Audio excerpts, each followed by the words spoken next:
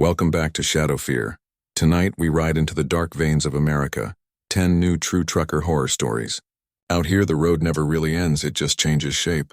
The CB goes dead. Mile markers start repeating and a pale rig glides beside you with no one behind the wheel. A voice whispers your name through the static. Someone you buried years ago. Fog crawls up the guardrail, and chains stir beneath the trailer though no wind blows. Keep your headlights low. The road remembers everything. Chapter 1 begins at mile 61, where silence has weight. I'd been running nights for weeks, moving appliances from the port of Wilmington to small towns tucked into the Blue Ridge. By the time I crossed into the mountains, my logbook was clean, but my nerves were not. The road felt older than the paint on it, like a scar someone kept tracing with a finger. At mile 61, my headlights skimmed a green sign for a county I didn't know, and then the ridge rose in front of me like a sleeping animal, all muscle and shadow. I should have kept the cruise set and rolled on. Instead, I downshifted and eased onto the gravel turnout, where a rusted picnic table leaned toward the guardrail. The night was cold enough to make the diesel idle shake the whole cab. I killed the engine and the silence hit like a closed door. Beyond the rail, the valley dropped so steep the darkness looked like water. That's when I heard it, the faintest noise under my seat, like an old cell phone buzzing in a jacket you forgot you owned. It had no rhythm.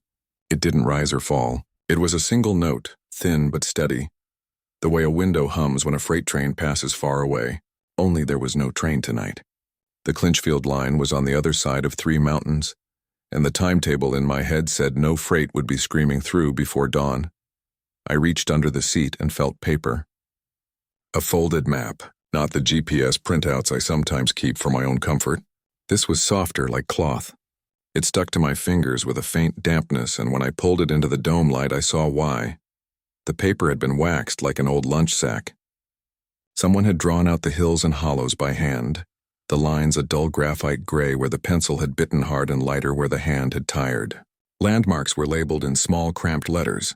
Coffin Creek, Harlow Hollow, Brown Mountain Overlook, Switchback Road.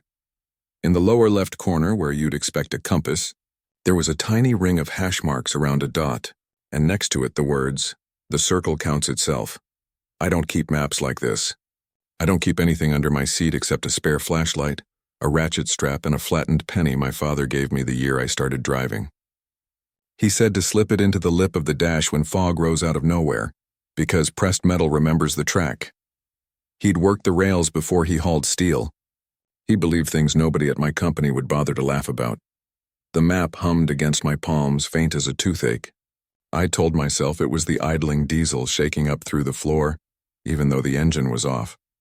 I told myself it was a trick of the dome light. I told myself a lot of things, and none of them helped me put it back. A breeze came up the valley. It wasn't strong, but it brought a smell I couldn't place. Not pine, not cold river. It was sweet in the wrong way, like the air inside a florist cooler when something expensive is dying slow. The map warmed in my hands just a degree, like it was borrowing my heat, and then the humming settled into the bones of my fingers so cleanly I couldn't tell where paper ended and skin began. I set the map across my lap and unfolded it the rest of the way. It was bigger than I'd thought, generous like a tablecloth. The pencil lines glowed a little under the light, not with any color I could name, but with the way graphite can shine when it has been touched too many times. I traced a road with my finger following a thin gray ribbon along a ridge. The hum sharpened. I stopped. The hum eased. I traced again, and the note tightened like a thread tugged between us. "You ever do that thing?" I spoke out loud without meaning to. "Where a root has your hand before it has your wheels?" The cab answered with the mild creak of cooling steel. Somewhere in the dark, a fox coughed like an old man starting to speak and thinking better of it. I found mile 61 on the map. It shouldn't have been there. These hand-drawn maps don't mark interstate mileposts, but there it was, written small next to a turnout sketch that matched the way my rig sat, crooked as if the land leaned. I tapped the tiny number and the map hummed with approval or pressure. I can't tell you which. I looked up to steady myself on something real, the glow of my dash, the empty CB channel, the smear of stars through a windshield that needed washing. When I looked down again, something had changed. The pencil had deepened around a place called Harlow Hollow, a smear of graphite now as dark as coal dust rubbed into a line of a palm. Underneath it, smaller, almost hidden by a crease, someone had written, "The last one didn't make it out. The last one didn't make it out," repeating like the writer didn't notice they were writing the same thing twice. I know the tricks a tired brain can play. I know what happens to the eyes at 3 in the morning. I rubbed my lids and closed the map and opened it again. The doubled sentence stayed. A new sound joined the hum, soft at first, then closer, boots on gravel. I leaned over and eased my hand toward the air horn pull, gripping it like a promise. The gravel kept talking. Not fast, not slow. Steady, like the person walking had done this road in all weathers, in all lives. The footsteps stopped by the passenger door. They didn't come around for the handle. They didn't climb the steps. They just waited. The way a person waits when the right thing would be to leave. I rolled down the window a crack. The sweet smell was stronger. It wasn't flowers. It was something syruped, something kept too long at room temperature. My mouth watered as if I'd licked a copper battery. "Good evening," I said, because my mother raised me with manners and because a greeting is a borrowing of time. "You okay out there?" Silence answered. The hum rose. In the glass of the passenger mirror, I saw a suggestion more than a shape. A pale stripe in air, like a road line painted in fog. It moved when the breeze moved. It did not cast a shadow. "Need a lift?" I asked. "I don't pick up." "Not ever. Company policy. Common sense." But the words came out like I'd been rehearsing them all my life. The pale stripe didn't get taller or wider. It just leaned a little, a gesture you might call a nod if you were ready to lie to yourself. You don't open your door in the dark on an empty turnout in a county sign you can't remember. But I unlatched the passenger door and pushed it outward, and the dome light threw a yellow trapezoid into a night that didn't like the color. The air on the steps pressed back, gentle but firm, like walking into a store before closing time. "Careful," I said, my mouth ahead of my head. Nothing climbed up, but the weight in the cab changed. The springs knew it. The whole truck settled as if someone had taken the passenger seat with the careful slowness of someone who might not have sat down in a long while. The seatbelt tongue clicked against the pillar like a nervous habit. "Where you going?" I asked, and immediately felt foolish. This world has 1,000 small foolish questions that save your life. I have found a few. This wasn't one of them. The map answered for the passenger. The humming tightened to one fine line, pointing, not with an arrow, but with volume, toward a place drawn on the backside of the map, a faint ghost of a drawing that shouldn't have been there because maps don't bleed like that. Coffin Creek. The letters were made of little graphite scratches as if they had been written by someone who had run out of eraser and patience on the same day. I turned the key. The diesel coughed and fired and settled into that rhythm I trust more than I trust most people. The hum braided itself into the idle, found the same beat and wrote it. I signaled left because habit is a railing in places without walls. The road was empty. I pulled back onto asphalt and let the night take me. The GPS on my phone stayed cool and dumb. It showed me as a blue arrow drifting through gray nothing. No route, no recalculating, just a quiet acceptance that I was already off the map. The hand-drawn one didn't agree. As the road wound north, the pencil road on the paper kept pace. I drove by it more than by sight, turning the wheel a hair before the curve arrived, and the rig loved me for it. Tires sang a low, contented note.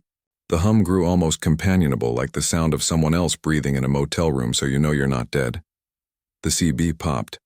Just once, a crackle, then a voice as flat and old as a reel-to-reel tape. "Mile 61, it said. You missed him." "I got somebody," I said before I thought to be quiet. My voice sounded small in the cab. "I got somebody on." "He's not who you think," the voice replied without judgment. "He never is." I turned the CB down and gripped the wheel and watched the white lines appear and disappear, like thoughts you don't want to finish. Every few minutes, a light slid along the river to my right, keeping pace without throwing a beam. It wasn't on the water. It was in it, moving like a reflection with no source. The map warmed when it passed each bend, as if approving the choreography. "How long you been out here?" I asked the empty passenger seat, because the weight of not speaking felt heavier than whatever had settled there. "You waiting for a ride or a reckoning?" My name came back through the vent, soft. Not the way dispatch says it, the way my father said it when I was 16 and backed the pickup into a fence post we couldn't afford to fix. I stared hard at the road and did not answer. names or handles. You don't offer them to the dark. Ahead, the highway narrowed, not in lanes but in will. The center line faded, then vanished. The shoulder crumbled into gravel, then into broom straw and rock. The trees leaned closer like listeners. My headlights picked out a wooden sign so old the letters had retreated into the grain to save themselves. Coffin Creek Bridge, 2 tons. I should have stopped. The posted weight wasn't for me, but the map tugged the hum through my bones and into my foot, and I eased off the throttle and crept forward. The bridge was one of those narrow plank spans, low rails silvered by age and moon. The boards clacked under my steer tires one at a time, the sound of a bead roller turning on a metal shop bench. I wanted to breathe out slow, but my lungs found a pause and stayed in it. Halfway across, the passenger seat got heavier by a hair. A small weight, a child's weight thinking about sleep and deciding against it. I almost turned my head. Almost. Instead, I let my eyes find the river through the slats of the rail. A light moved upstream, then right below me, then stopped under the truck as if considering my oil pan and its sum. The hum filled the cab. My skull felt like a cup with a tuning fork in it. "Don't look," the CB whispered. Not a voice this time. A rule, I looked anyway. There was no light under the bridge now. There was only a dark shaped like something that would be a light if it ever forgave anything. It had edges where darkness usually doesn't. It had patience. The boards ahead bowed. Not much. Just enough to show me a truth older than tonnage. Something heavy had crossed here every night that didn't exist on any weight chart. It had taught the bridge the trick of remembering. "Almost there," I told the seat. My voice came out as air. On the far side, the map drew me left onto a road that had once been paved and now preferred not to be. Potholes spaced themselves like footsteps going downhill. Trees made a tunnel. My high beams strafed trunks that carried old axe scars gone black in the grain. A mailbox leaned at the mouth of a drive with no house at the end of it. A sign nailed to a post read, "No winter maintenance." Another below it said, "No spring, summer, or fall either." The map led me to a clearing where a single white cross stood at the far side, angled like a person listening. I parked with the nose pointed back the way I'd come, habit again. I cut the engine, and for a second the quiet went so clean, I could hear the tick of cooling metal and the older tick under it. Like a second hand that refused to move forward but loved the sound of trying. The passenger weight lifted. Not all at once, piecemeal, like someone moving carefully so they don't wake the other person in the motel bed.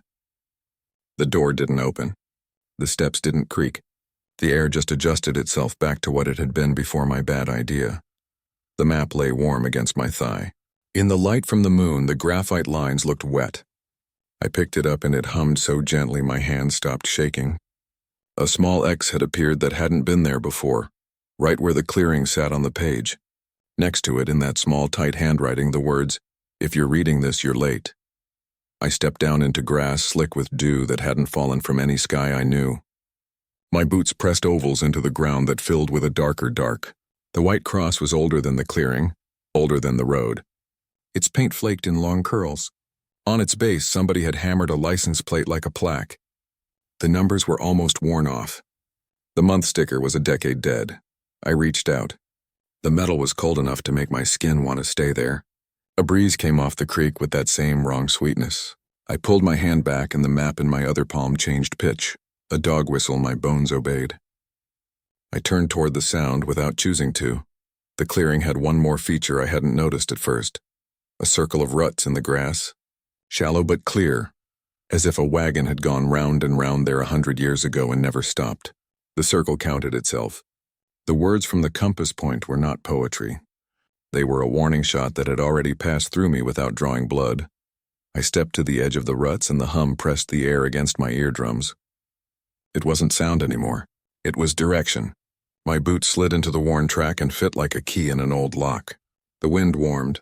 Sweet turned sweeter, almost drinkable. My teeth ached with it. "Don't," the CB said. My own voice, recorded without my consent.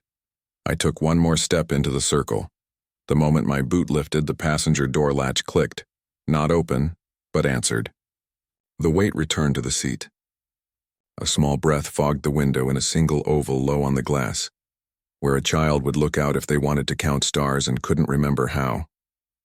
My name rolled across the cab again. Not from the vent this time, but from the space behind the seat where I store my jacket. and the penny my father pressed into my palm, and the part of me that says yes when the night asks a leading question. Okay, I whispered to the dark that had been with me longer than any dispatch. Show me why you wanted me late. The map stopped humming across the clearing. Where the cross leaned and the creek spoke under its breath, a second white shape rose up from the grass, slow and careful, like someone standing for the first time since the last time. And in the passenger window, a handprint bloomed from the inside, small, wet, upside down.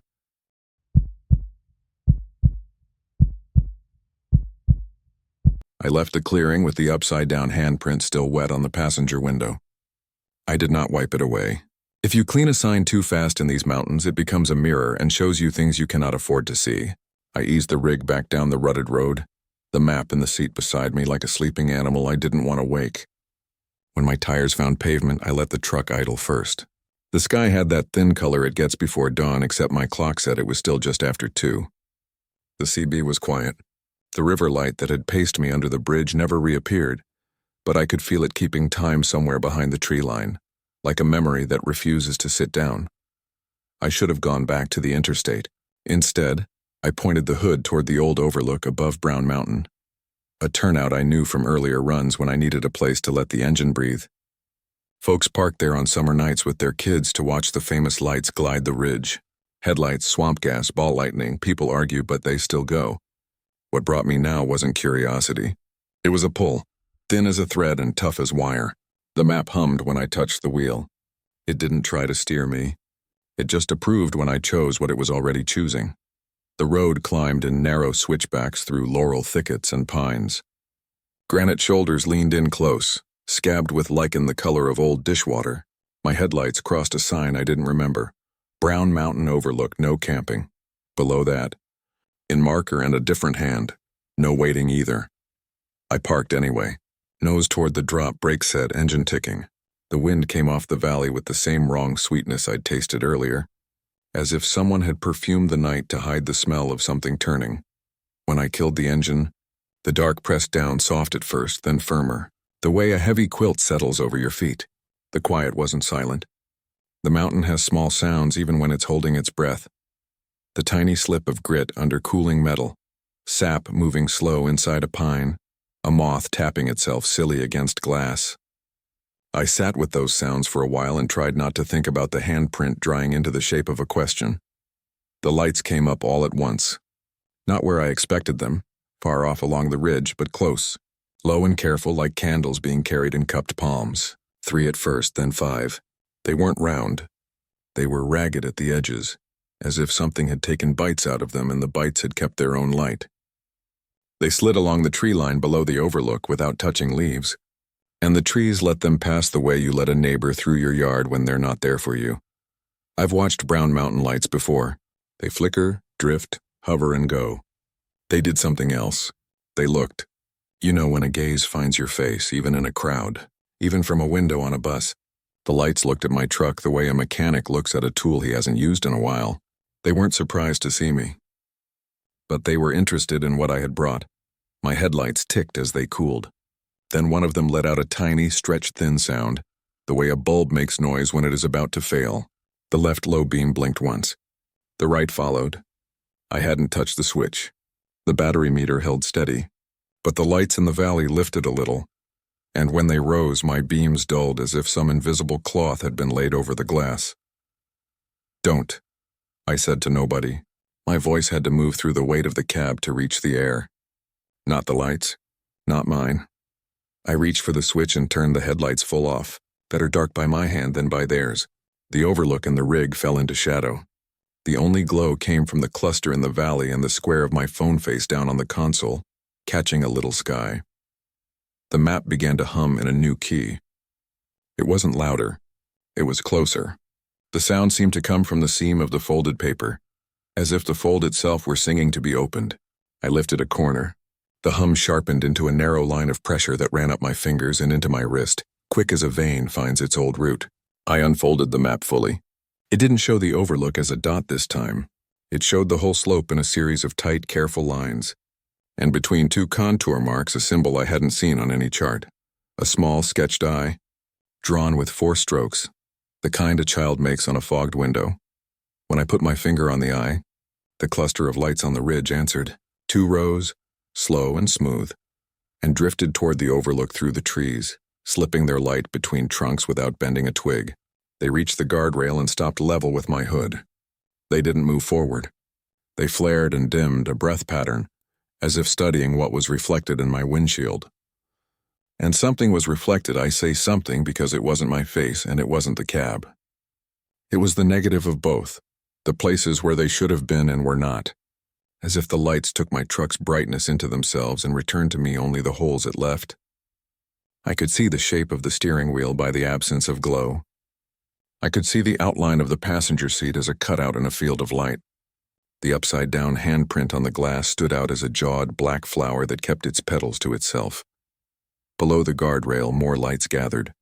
They didn't all hold steady. One flickered fast like a man trying not to cry. Another pulsed slow and deep, a miner's rhythm from farther under the mountain than I know how to count. And in the middle, a light that didn't pulse at all but stretched thin, then thinner, like sugar drawn to threads over a hot pan. I've been told the Brown Mountain lights are borrowed. That's the word an old park ranger used one night when a storm chased families off the overlook and left just me and him under a shelter with a leaky roof. Borrowed from what? I asked. He didn't answer. He blew into his hands and stared at the black run between 2 distant peaks and said, "From wherever light doesn't belong." I understood his meaning now. I could feel the loan term working itself out in the air. My truck's lights were a kind of collateral. The map hummed like a clerk in a back office tallying figures. The cluster below spreads wider, touching the edges of the valley like a drop of oil finds the pan's rim and decides whether to crawl up. The CB popped. A voice came through barely above the floor of the static, as if the speaker stood very far away in a room where sound is discouraged. "They'll take your beams," the voice said. "If you let them. They prefer eyes. But beams will do." "Who is this?" I asked. "You on the highway?" "Not in a way that helps you," the voice replied. "If the wind turns sweet, keep your mouth shut." It already had. I did what I was told and let the next breath come through my nose.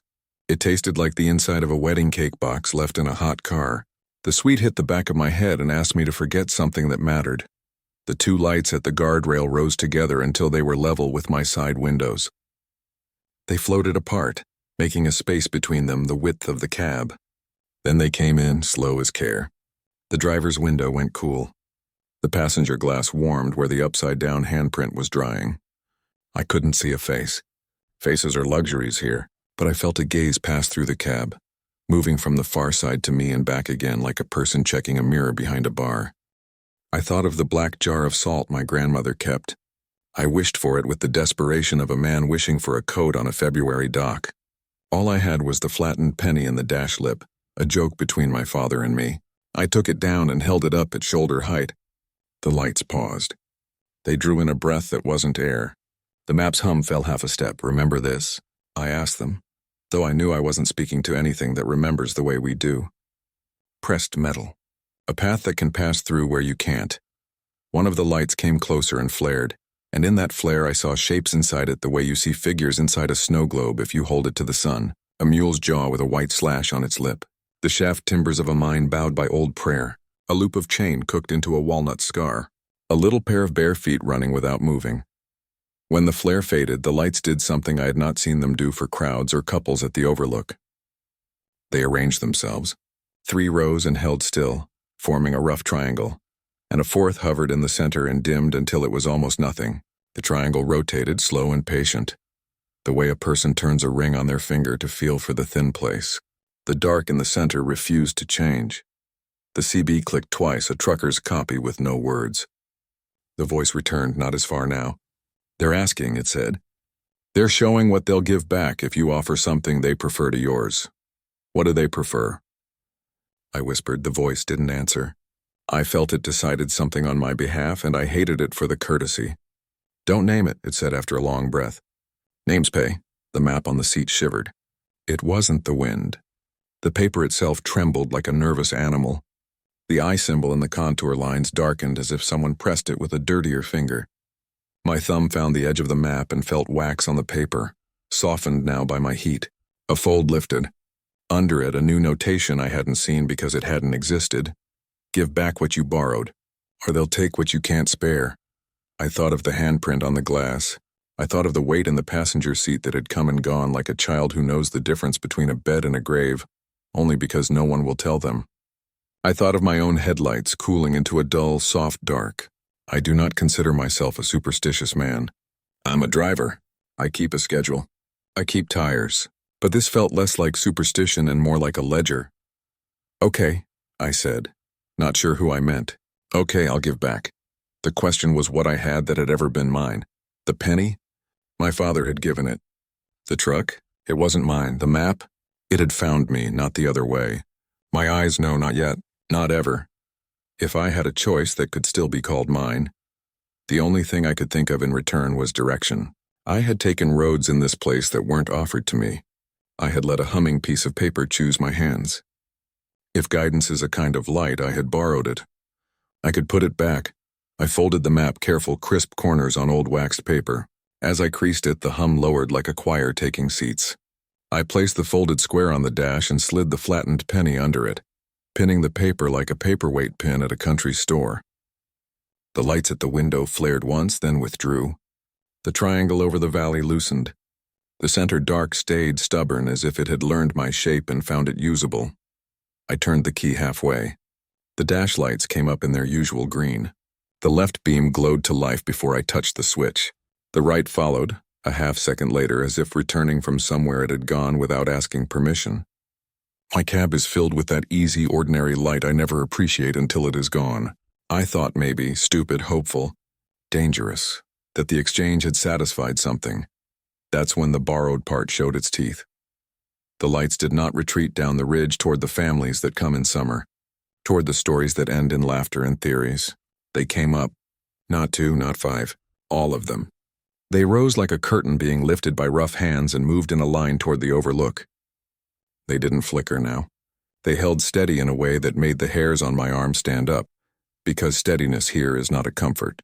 It is hunger. They crossed the guardrail without bending it. They moved over my hood in a slow glide that registered in my paint as a cold so pure the metal squeaked. One slid along the chrome of my mirror and entered the cab through the crack in the window seal, where a stone had nicked the rubber last winter. It didn't shine.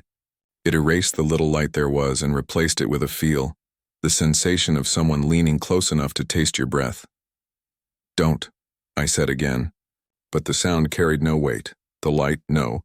The absence that behaved like light settled into the passenger seat. The upside-down handprint bloomed again as if the glass had sweated. The seatbelt tongue rattled against the pillar. The weight shifted into the cushion the precise way it had in the clearing, a little at a time, careful, inch by inch, as if the sitter did not trust the chair to be what it claimed. On the dash, the map tried to hum and failed. The folded paper vibrated without sound, a small animal trying not to give itself away. The penny rolled to its edge and stood. It didn't spin. It just balanced there, impossible. A coin remembering it had been thin once, thinner still, flat as the rail it used to ride. Outside, the cluster of lights lined the overlook like men at a funeral, hats in hand, eyes turned down, not in grief but in expectation of the one sound that would tell them when to lift. My phone screen lit up on its own. No call, no text, just the lock screen, bright in a world that didn't want it. The time on it wasn't the time I knew. It read 3:17 a.m., the hour the CB had whispered earlier like a habit. But my dash clock still said 2:13. The roadside call box, dead for years, click-clacked gently as if fingernails. Were testing old buttons. Wind came up from the valley and filled the cab. Without moving the curtains, it was warm. It was sweet. It wanted my mouth open. I pressed my lips together until they hurt. The weight in the passenger seat shifted closer, not across the bench but along something I could not see. It was as if a new seat had been installed under mine, an old one, narrow and slick with use, and someone was sliding along it without touching me, name in their mouth, breath borrowed from a creek under a bridge older than the posted weight. The CB clicked one last time. The far voice was near now, almost at my ear, as if the mouth that spoke it shared the same air. Whatever you do, it said, soft as a hand on a coffin lid. Do not count how many lights are in the cab. I tried not to. I failed. 1, 2, 3. A fourth leaned in from somewhere that had nothing to do with doors, and just as I reached 4, the driver's side mirror caught a small, pale shape moving between the clustered lights outside, walking the guardrail with the careful skill of someone who never fell off anything that wanted them down a child's bare feet. They stopped by my wheel. Well, they turned and faced the dark that had taken the passenger seat, and in a voice as low and steady as a train that does not blow a whistle, they said my name, only it wasn't my name now, it was the name I will have if I keep going.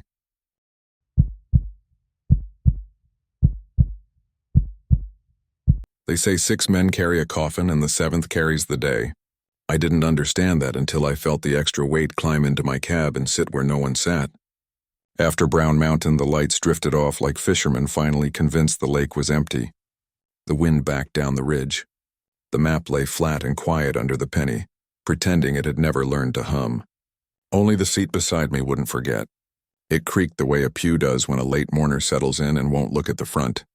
I drove with my mouth clamped shut against the sweetness that tried to get in. The road out of the overlook ran narrow through black spruce and laurel, then widened near an old church I'd passed 100 times and never noticed. Maybe it hadn't been there before. Maybe I'd never needed it. Either way, the floodlight over its door flicked on as I rolled past, though the breakers must have been tripped decades ago. The signboard leaned toward the ditch. Letters slid and sunburnt. Harlow Missionary Baptist. Under that, in peeling paint, a date that couldn't make up its mind between 1919 and 1979. The passenger weight shifted, listening. My hands tightened on the wheel. I downshifted and turned into the gravel lot without deciding to. The rocks under my tires sounded like glass beads in a jar. When I cut the engine, the last shudder of diesel felt like breath leaving a chest that had borrowed too long. The church door was warped. The steeple leaned like a man asking forgiveness in a doorway he'd vowed never to darken again. I climbed down, boots careful on the stones, and stood in the wash of the floodlight. Moth stitched light to darken back again, silent tailors with patient teeth. The bell rope hung through a square in the porch ceiling, frayed and thick with the oil of hands that never washed before they prayed. No bell showed above, just the hint of one, the way you sense a mouth behind a curtain by the shape of its breath. I'm not here for service, I said to no one, because I needed the night to know my limits. The map in the cab crinkled. Paper has its own weather. That sound said rain on a roof 5 counties away. I stepped to the door and tested it. It did not open so much as release, the way a long-held jaw unclenches when a name is spoken softly. Inside, the air pressed cool and wet against my cheeks. The sanctuary was small, 4 rows of pews each side, a narrow center aisle with a carpet runner that had learned to be afraid of feet. The pulpit was a simple box of pine, shellacked into a shine that had outlived its sermons. Behind it, on the wall, hung a cross made from 2 pieces of walnut, a chain scar still visible in the upright beam. The chain wasn't there. The tree had kept its mark. I took the aisle slow. My boots tried to step softer and found no softness. Dust rose as if it had been waiting for me specifically. On the right, the 3rd pew creaked without being touched. A space widened on the bench cushion as if someone tall and careful were making room for me. I looked at the indent and knew it the way you know a neighbor's handwriting from a distance. It was the shape of a man who knows how to lift weight and not show it in his face. When they said the 7th Pallbearer, "You thought they meant a person," I said aloud, so my thoughts wouldn't make up their own answers. They meant a place. The overhead lights hummed, then changed their minds and went quiet again. The floodlight outside popped once and held. In the absolute still, I heard a small hard sound near my boot, metal on wood. I looked down. A brass nail lay by my toe, head up, clean as if freshly polished. It had no reason to be there. It had all the reason in the world. I knelt and picked it up. It warmed in my palm like the penny had. I stood and slid it onto the pulpit, needing to set it down before it stole my pulse. The pine took the nail the way bread takes a knife tip. As I let go, the pew behind me creaked. That same 3rd pew on the right, a body leaning forward, knees behind. The sound was ordinary and unbearable. I carried 3 times, I said, not turning. My mother's old man Carver's when his boys couldn't be found, and a baby nobody will say belonged to who. Each time there was a shadow walked beside us. Long, thick, trailing like earth shaking itself loose. From somewhere near the door, a long, slow breath answered, "Not mine." Not the buildings. The kind a room takes when a casket passes and the windows think about fogging from the weight of family names in the air. My name stepped into the sanctuary from the doorway. It didn't come from a throat. It came from the threshold itself, the line of wood where outside stops pretending and inside starts lying. It said my name the way the CB had, soft as cloth, hard as habit. "I'm not your man," I said, and wished I could believe it. "But I'll hear you." I turned. No one stood there. The air wore a weight like a coat draped on a nail. The bell rope stirred once upward. The rope moving up is worse than the rope moving down. It means the bell is drawing the hand, not the hand the bell. I walked back down the aisle, counted steps like I count gears on a grade. Steady, deliberate, nothing extra. At the threshold, I stopped with my boot heel on the crack where the sill had dried and split. The chain scar in the cross behind the pulpit glowed darker for a blink, then went dull. The floodlight held. Moths wrote their unreadable names over and over. I lifted a hand and touched empty air where a shoulder should have been. The pressure of a body leaned against mine, there and not, like remembering a smell. It fitted to me with ungenerous accuracy, the way a borrowed jacket hugs the wrong parts. The weight didn't push. It accompanied. It took my measure for later. "That's close enough," I said, and the words came out with a farmer's finality. "If you've got business, say it. If you've got blame, carry it yourself." The space leaned back as if my refusal had hit it square in the chest. The bell rope gave a little shrug. From the porch came the sound of boots across planks, then the crunch of the gravel lot. Measured paces to the passenger side of my truck. The door latch clicked, just once. Polite as a man checking a watch before he asked to borrow your shoulders. I followed that sound out into the floodlight. The lot seemed larger than when I'd pulled in, as if the church had set the stones out while I prayed. Stars blinked open between the clouds like eyes in a crowd deciding whether to intervene. I climbed the steps and swung the door. The upside-down handprint had dried into a pale bloom like mold in a jar that used to hold peaches. "Where to?" I asked, the weight settling back on the passenger seat, with a patience that scared me more than any hurry would have. The answer came through my hands, not my ears. The wheel pulled a half-inch left, as if a grade had revealed itself to a spirit level. I let it. I turned the key and the engine came alive, ordinary and dear, the one sound in the world I still trusted completely. We pulled out, not toward the interstate, not toward town, but along a narrow ridge road that refused to name itself. The map on the dash stayed quiet, but the penny under it tapped. Light as a finger on a coffin lid testing whether the carpenter's work would hold. The ridge ran tight. Guardrail on one side, straight drop on the other. Trees held their breath and let us pass. Somewhere below, the river rehearsed a sound it had made for 1,000 years and wasn't bored of yet. The wind shifted twice, trying to get sweet. I did not open my mouth. My father taught me to count off lengths when things get strange. Telephone poles, fence posts, breaths. I started on steps, one for each length of the truck. By 30, the road dipped. By 40, it should have leveled. It didn't. It lengthened like a ribbon pulled from a spool that never empties. At 63, the passenger seat leaned toward me, a fraction as if the weight there wanted to share my look ahead. At 66, it leaned back. At 69, the CB popped twice. The voice that had warned me at Brown Mountain was quiet now. Something else had taken the channel. "Fourth," the voice said, thin as long wire. "Don't take the fourth. It's not yours." "What fourth?" I asked. "Turn, light, step." The channel hissed, the very old breathing of the very old night moving through copper that had forgotten its first job. Then plain and close, not on the CB at all, but from a place just behind my right ear, a child said, "Step." I do not scare easy, but I placed a hand on my thigh to keep it from shaking. "The seventh Pallbearer's step," I said, naming the thing because not naming hadn't saved me either. "What about it?" "The ground never learns it," the child whispered, "so it's always the wrong weight." The road turned left around a rock face and opened into a shallow hollow with black pasture on one side, and a fence whose posts leaned like drunks at a wake. Beyond the fence, a circle of wagon ruts sat pale under starlight. "Devil's circle," my grandmother would have said. I kept rolling. I didn't stop. I didn't even look dead on, but I counted the holes in the fence anyway, the way you count pallbearers and try to be grateful for the men who showed. Past the hollow, the grade steepened. My engine note rose. The passenger weight rose too, not heavier but higher, as if whatever sat there stood. I saw it in the mirror without seeing it, the seatbelt hanging straighter, the cushion forming no crease. "The seventh doesn't sit forever." It stands when the door between walking and carrying opens a crack. We came to a one-lane bridge with wood decks slick as tongue depressors. A sign warned weight 4 tons. Another below it warned nothing because someone had spray-painted the letters out. A man with wisdom and beer can do that faster than he can change a life. I eased on slow.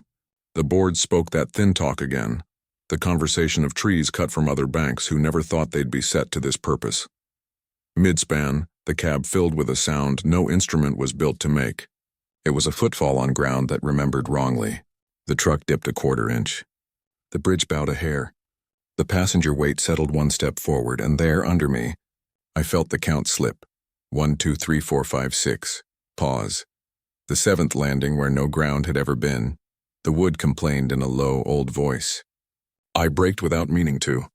The scent of hot pads rose and added its bitterness to the sweetness trying my lips. I held the wheel and let the truck finish what it had started. The 7th lifted again, placed again, wrong again, a step looking for a floor that had never agreed to be there. We cleared the bridge. I let out a breath my body didn't even know it had been keeping. The weight in the seat exhaled too. A ghost of sound like dust moving. The CB clicked. "Don't let him carry you," a woman said. "And if there is any voice that can call a man back from the edge of a mistake, it is an old woman's spoken like a recipe." Not on the 7th. Not on the 7th. How do I stop him? I asked.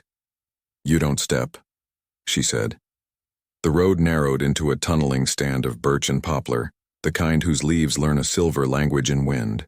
The silver showed a little now, though the air was still. I rolled the window down an inch. The sweetness reached for me and slid past because I kept my teeth together. Somewhere ahead a dog barked once and then remembered not to. The map, which had lain quiet, began to stir under the penny, as if a small animal had decided the box wasn't safe anymore. The coin teetered on edge and dropped into my lap. The map unfolded itself a 1/4 turn. I glanced down. The lines had changed again, as if the mountain had stood at a mirror and adjusted its hair. The church was marked with a tiny cross now. A path led from it not along the road but under it. A tunnel of graphite that narrowed into a seam like a coal vein. At its end, the neat handwriting, "Walnut, chain, nails." Below that, in a different hand, scratched and hurried, "Don't step. The 7th doesn't ask." It invites. It makes space beside you not so you can rest, but so you can shift your weight without noticing. That's how it gets you. That's how one more name slides into the ledger. The road dropped suddenly. I tapped the brake and felt the trailer push.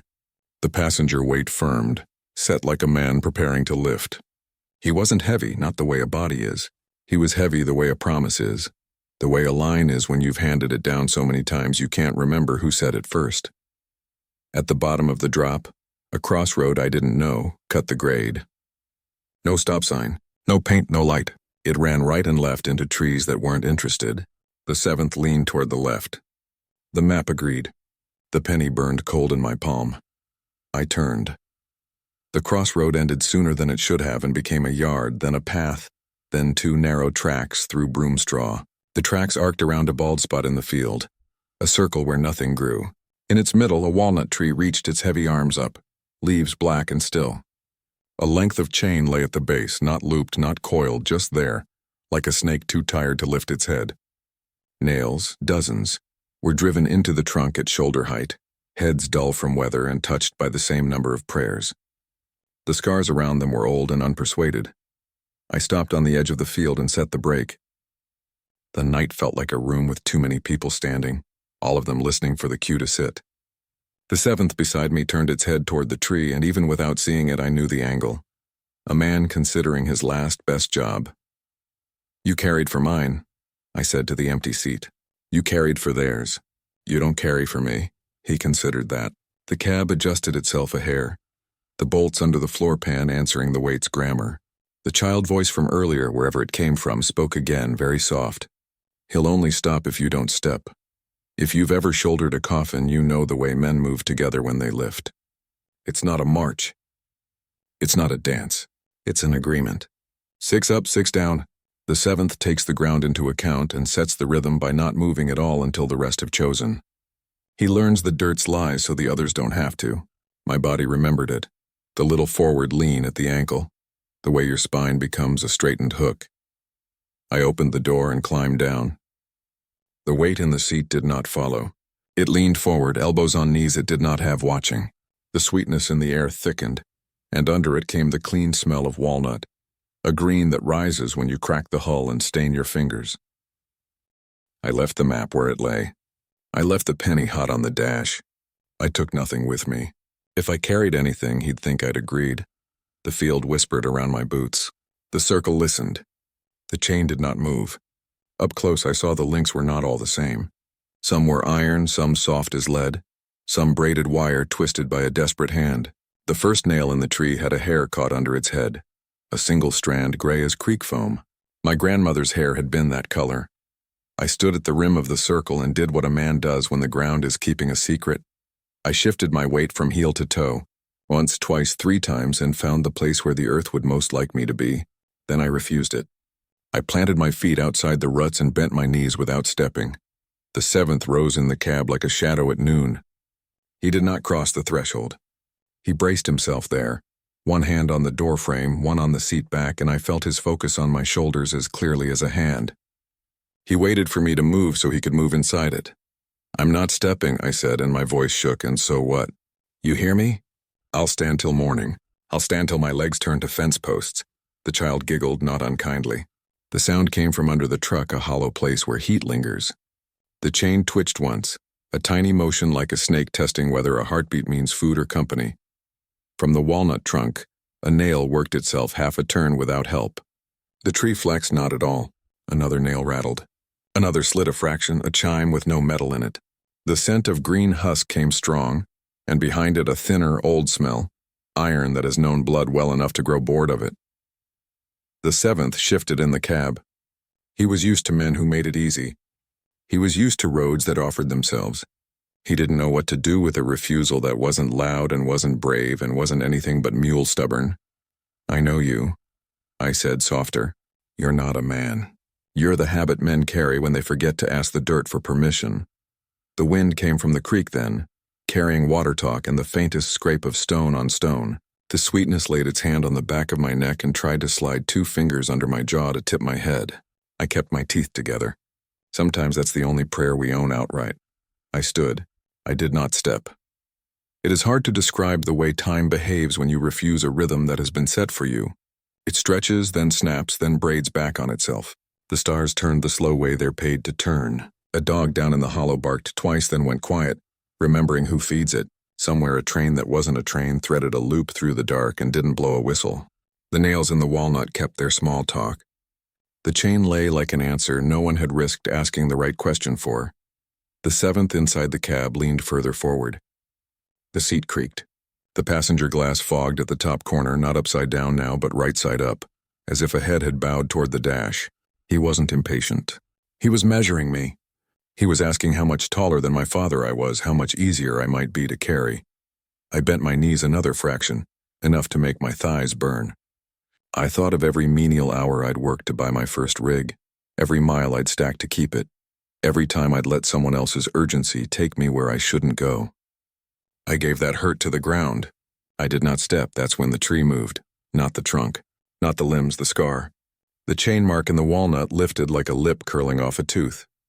The place where iron had lived puckered and let go. A long, slow peel of bark sloughed down the trunk and fell in a shape like a loop onto the grass. The loop rolled once and settled near my boot. The 7th made a sound then. Not a word. A disappointed breath. Older than the church, older than the road. He had been waiting for that chain to be where it always was so he could hook it over my shoulder without asking. The tree had changed the terms. Behind me, the truck's driver's side door latch lifted as if on its own. Not open. Invited. On the dash, the penny slid to the lip and held there, ready to drop into the familiar slot and remember the rail's lesson. The map quivered like something inside wanted out and something outside wanted in. "I'm still not stepping," I said. Though my legs shook now so hard, the grass touched my jeans and left a dampness like the first hour of grief. The child's voice came from the edge of the circle, closer than before, sitting cross-legged where nothing grows. "You don't have to," they said, bright with a secret. "He will." I made myself look up. The passenger door swung wider without wind. The 7th leaned out of the cab in a long, impossible angle, as if his feet were nailed to the floor and his shoulders were a hinge. He reached for me with nothing in his hands. He wasn't trying to pull me in. He was about to put his foot down. A seventh step wrong weighted onto ground that wouldn't learn it. I understood too late. Refusing to step meant he would. If the step landed, the earth would take it, and whatever debt my family owed would be stamped into the soil where anyone with my name would have to walk it. Forever. Don't, I shouted, and my voice tore itself on the bark and came back ragged. The chain at my boot stirred, lifted as if pinched by small fingers, and slithered toward the door in a quick, eager line. The penny tipped, the map burst its fold, and the foot I could not see came down.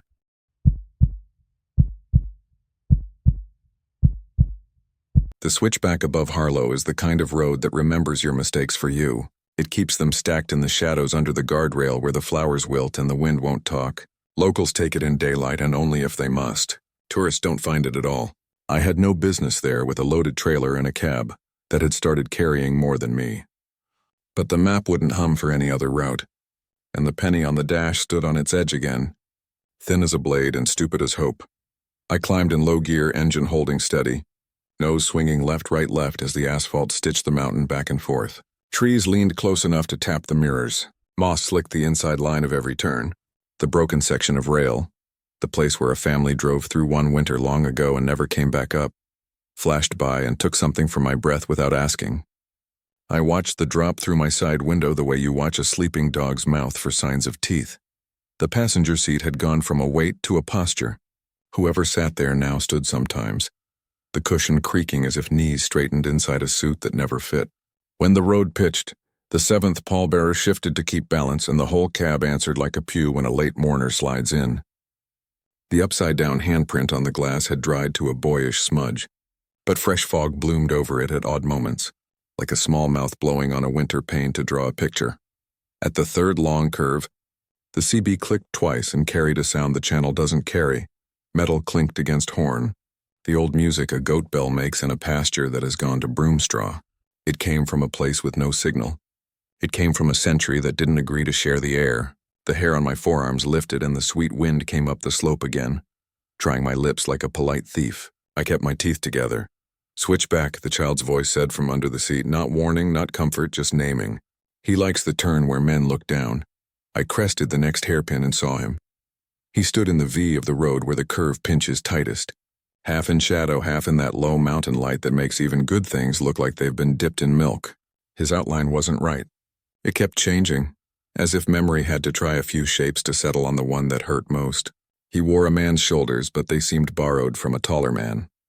He had arms and knees in the right places, but everything between them was longer than it needed to be.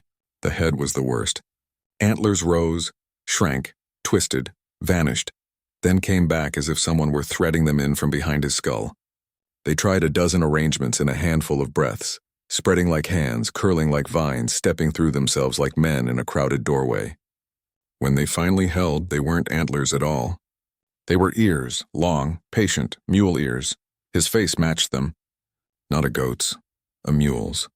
And on the lip that should have been soft and gray there was a white slash I had seen once in a light that wasn't a light, and once in a tree that wore a chain scar like a mouth. He faced my lane, not casual, not angry.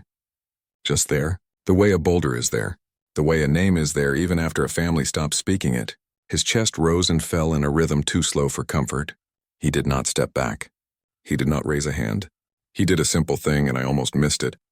He turned his head a degree toward the broken part of the guardrail, where the flowers are always fresh and the ribbons always fade. I downshifted and let the rig crawl. I don't blow the horn at things that can hear you without it. The brakes kissed. The engine held. The road narrowed to the width of my nerve. The Goatman, call him that because the name is cheaper than what he costs, tilted again, ears adjusting like sails under a wind I could not feel. He looked at the handprint on the passenger window and then at me. I felt the look pass through the cab wall and the weight next to me leaned forward, as if answering a question I hadn't asked out loud. Don't speak, the old woman's voice from the ether said. A recipe tone firm as a wooden spoon on a skillet rim. Don't give him your mouth. He'll take the name in it. The sweetness in the air thickened, syrup pooling in the corner of the cab. I swallowed against it, dry, petty, stubborn. The Goatman's nostrils flared. He could smell my refusal. He did not seem displeased. He seemed patient, I eased the truck until the bumper was a yard from his knees. From the seat the seventh shifted and I heard, not with ears but with the parts of the body that listen to weight, the small forward set a pallbearer makes when the step is wrong and the ground won't learn it. The cab creaked. The child under the seat sucked in a little breath like a kitten learning thunder. The goatman did a second simple thing then. He lifted one hand and turned his palm out. The palm was not a hoof. It was a human palm, lined deep, calloused in the places a man gets calluses when he carries things he shouldn't alone. A rope burn scar crossed it like an old river. The fingers were long and cracked. The nails were squared black at the moons. On the wrist the hair was not hair. It was wire, fine strands twisted into a cuff by a hand that had learned to bind by binding itself. He kept that palm toward me until my own hand rose against the wheel without permission, as if answering by mirror. My skin tightened. The seam of my lifeline prickled under the sweat I wouldn't show. He lowered his hand then, cool with the power granted by being seen, and with the other he pointed not at the broken rail but at the right edge of the curve, at the place men drift when they're tired and sorry and don't want to admit either. The asphalt there looked ordinary. It was not. The blacktop wore a sheen that wasn't rain. It was the shine grease leaves after a truck sits too long with a blown seal. It was the gloss of 100 small givings added together until the road learns to give back. If I put my steer tire on it, the weight would carry as if I'd asked it to. Left a hair, the CB rasped. And I obeyed, moving the wheel the way you do when a nurse guides your elbow after they've drawn blood and don't want you to notice the bruise. We slid past him at a crawl, two living things in a frame not made for both. He did not turn his body. He turned his face, and as my window drew even with his jaw, I saw it close. The white slash wasn't paint or scar. It was absence, as if something had scraped light off that lip and the darkness underneath had been waiting, pleased to be shown. He leaned, not into the cab, into the space between me and the seventh pallbearer, the thin aisle of air where agreement lives. He put his head there, and in that space I smelled hickory smoke, wet leather, and the old, sour reek of a barn loft where a boy hid from his father and fell asleep among the slats and woke to a sound that taught him the difference between being alone and being carried. Keep going, I whispered to the truck, to the axle, to the bolts that hold the cab to the frame. Keep going, we crept by. My mirror passed his shoulder. The antlers that were ears became antlers again for a single blink, a flare of bone that remembered being more than ornament, and then laid back down into mule, into patient, into the thing you trust and shouldn't. We cleared him by inches. The road opened to the next leg. I breathed. I checked the mirror. He was behind us, walking the lane as if time were a belt he could pull tighter when it suited him. His gait wasn't human. It wasn't animal. It was the pace of a person who has been late for a funeral for a very long time and has stopped apologizing for it. He didn't hurry. He didn't fade. He kept equal to the right rear tire, one hand close to the trailer wall, palm out, as if he wanted to let the steel graze his skin. Sparks fell off where there were no sparks. Don't let him touch the box, the child said, sharp now. Don't let him know what you're hauling. He'll make it his. I've got dishwashers, I said before I could stop myself, and the words felt foolish and heavy, like pennies poured into a casket when the dead man asked for none of that. He doesn't want what's in it, the old woman's voice said. He wants what it stands for. The next switchback came up and the road leaned left into a cliff face the color of old teeth. My hands sweated. The steering wheel felt thin. The goatman moved to the outside of the curve without changing pace, as if the road had slung him there like a bead on a string. He looked at the broken rail section again, then at me, then at the map on the dash. He couldn't see the map from where he walked. He saw it anyway. The paper stirred against the penny. The hum rose, low, annoyed, like a man being woken in the hour he tells his wife is his. Lines on the page shifted into a shape that had no business on a map. A circle made of short slashes like tally marks around a dot. The same symbol that had sat near the hand-drawn compass on the first night. The circle counts itself. The goatman touched the trailer with 2 fingers as if counting. And even though the steel didn't ring, my bones did. Don't count with him, the CB whispered. He wins on 4s.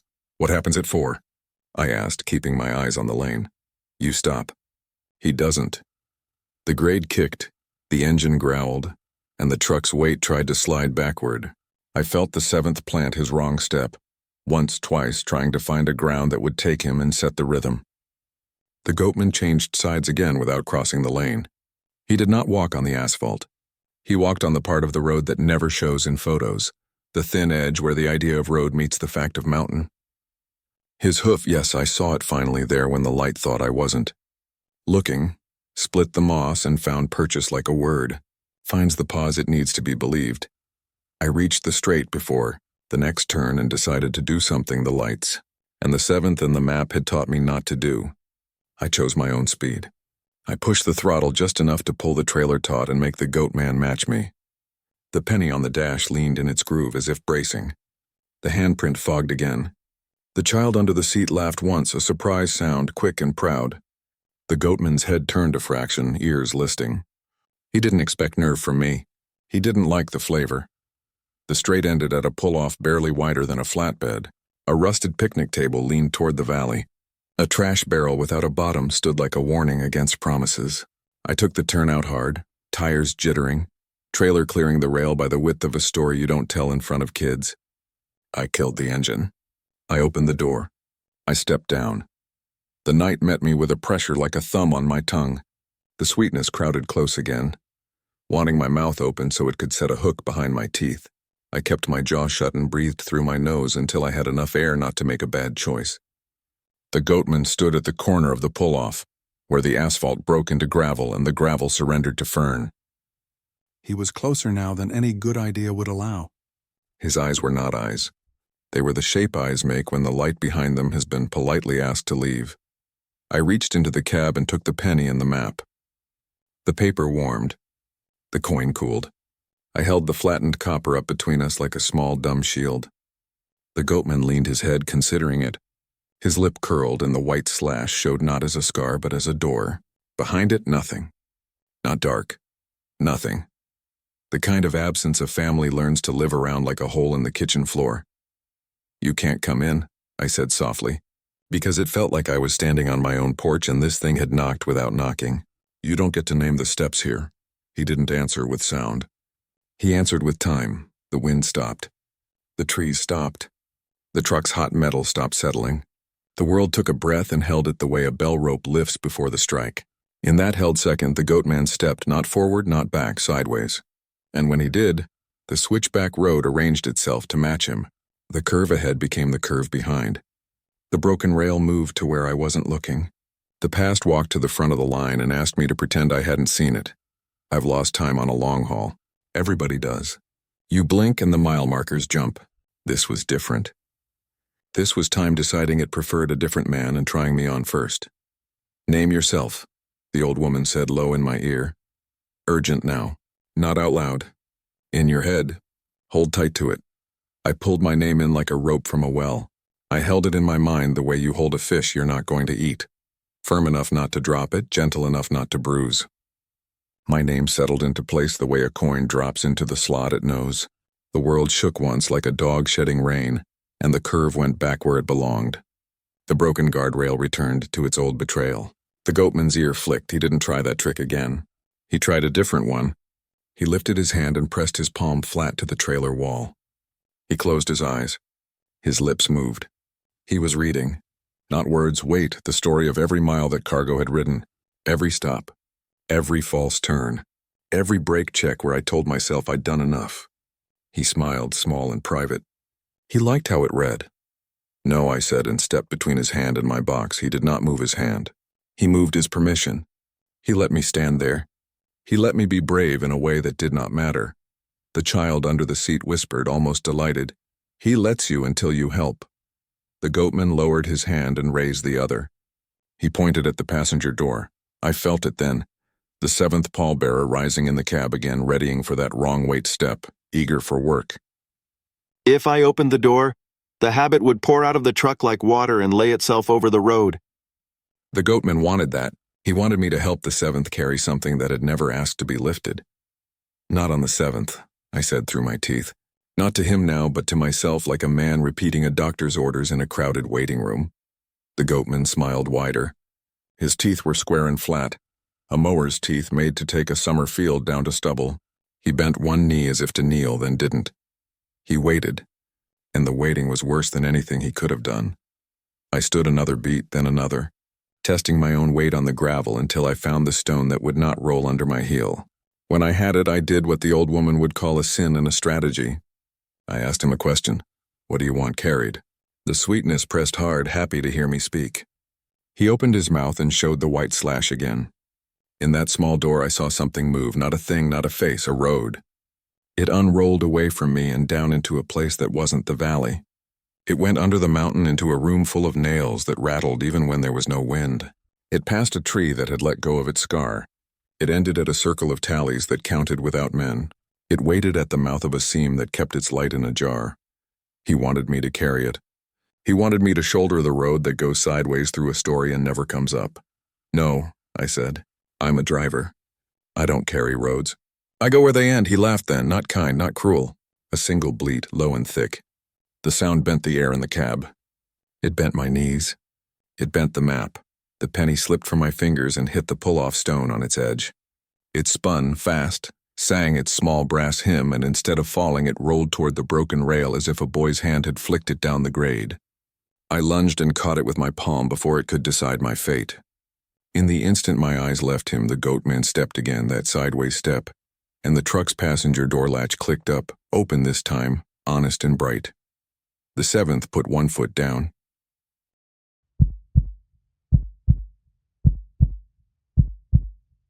The Walnut stood in the center of the pasture like a judge who had outlived the court.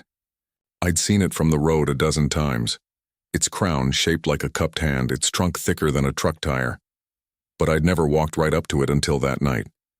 The chain at its base lay in a loose line, not coiled, not straight, as if someone had shaken it out to measure something and then lost the nerve to pull it tight. Nails ringed the trunk at shoulder height.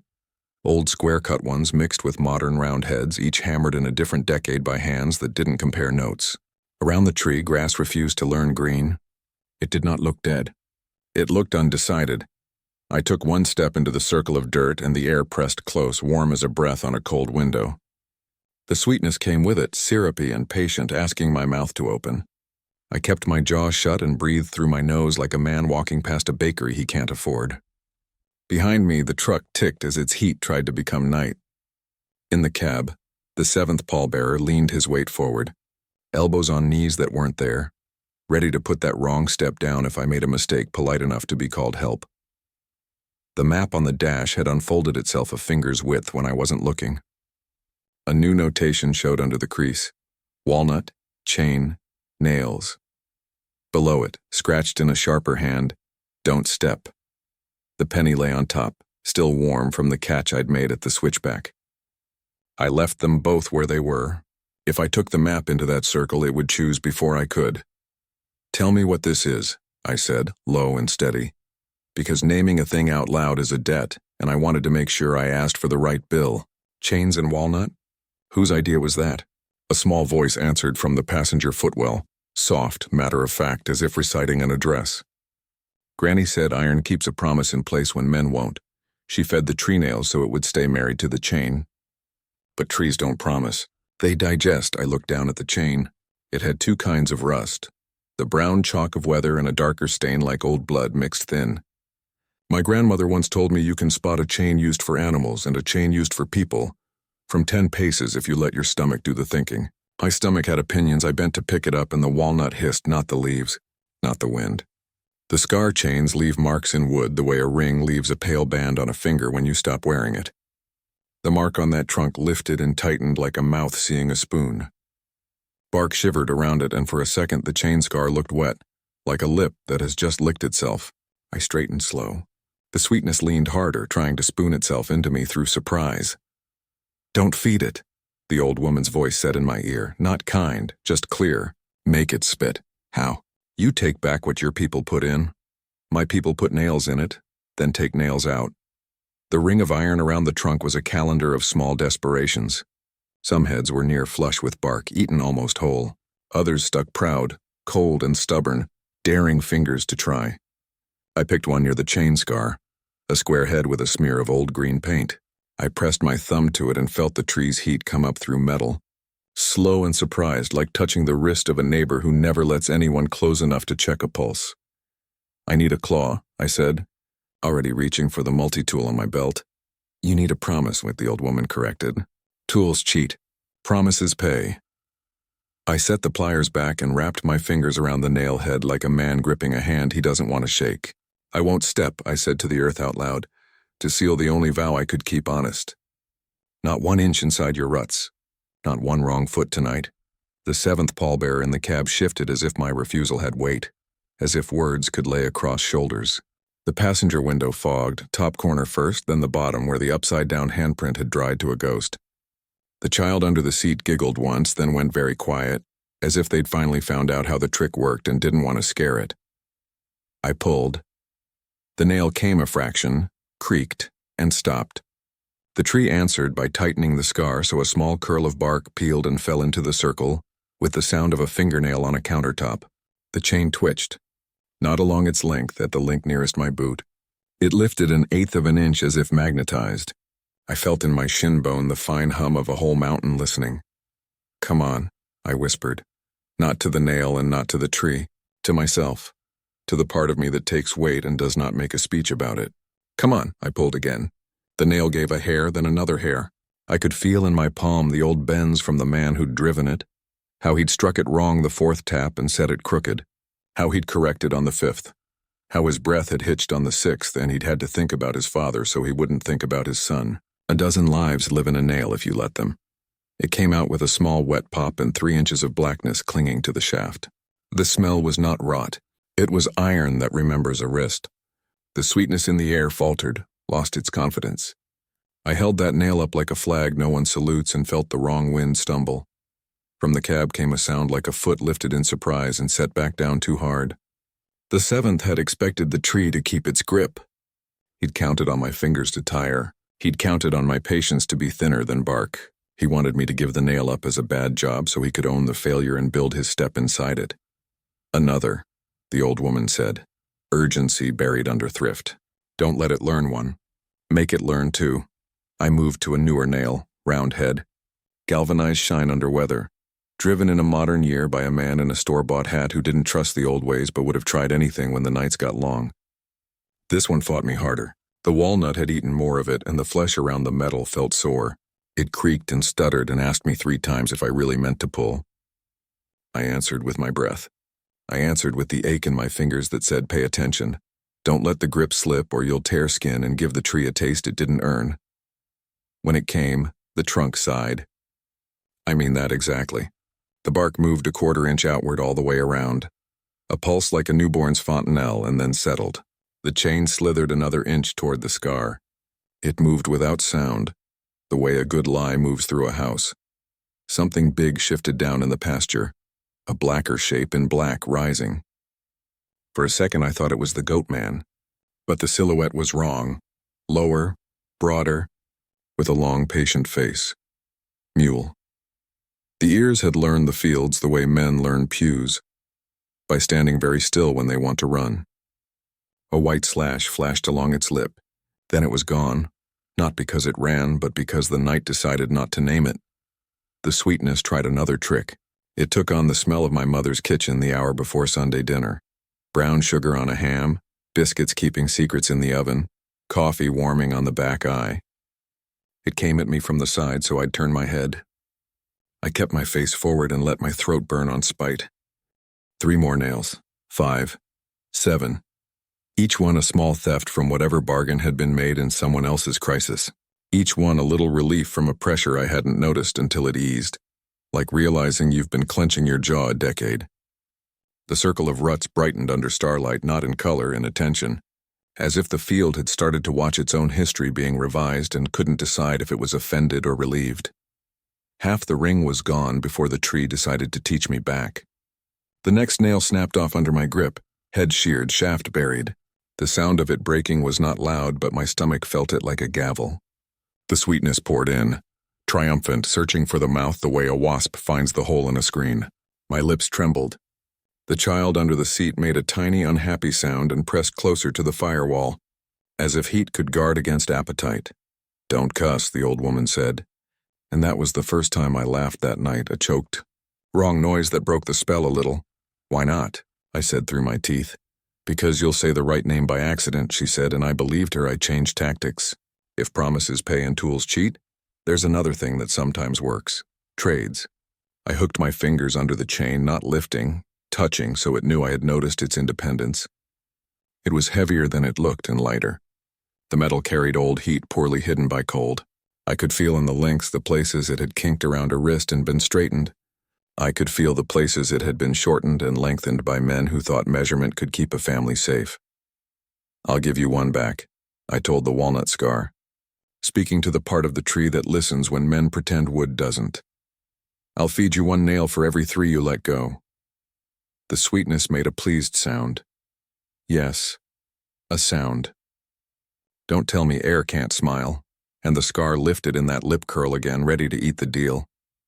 Before it could, I added, I choose the nails, a pause. An old pause, considering old contracts. One nail near the scar twisted in its hole and pushed out half its length like a berth. I took it fast before the tree could decide to be proud. I put it in my pocket. Another nail near the back of the trunk opposite the chain eased itself the same. I pocketed that too. A third did not move. Fine. I chose 1 3-hands breadth to its left and pulled it slow, making the tree feel every inch come free. Then I bent and pushed a nail back in, not into the scar. Into clean wood, waist-high on the far side of the trunk. The tree shuddered as if I'd slapped it. Not yours, the old woman hissed. You don't get to hammer rules. It's not a rule, I said. It's a placeholder.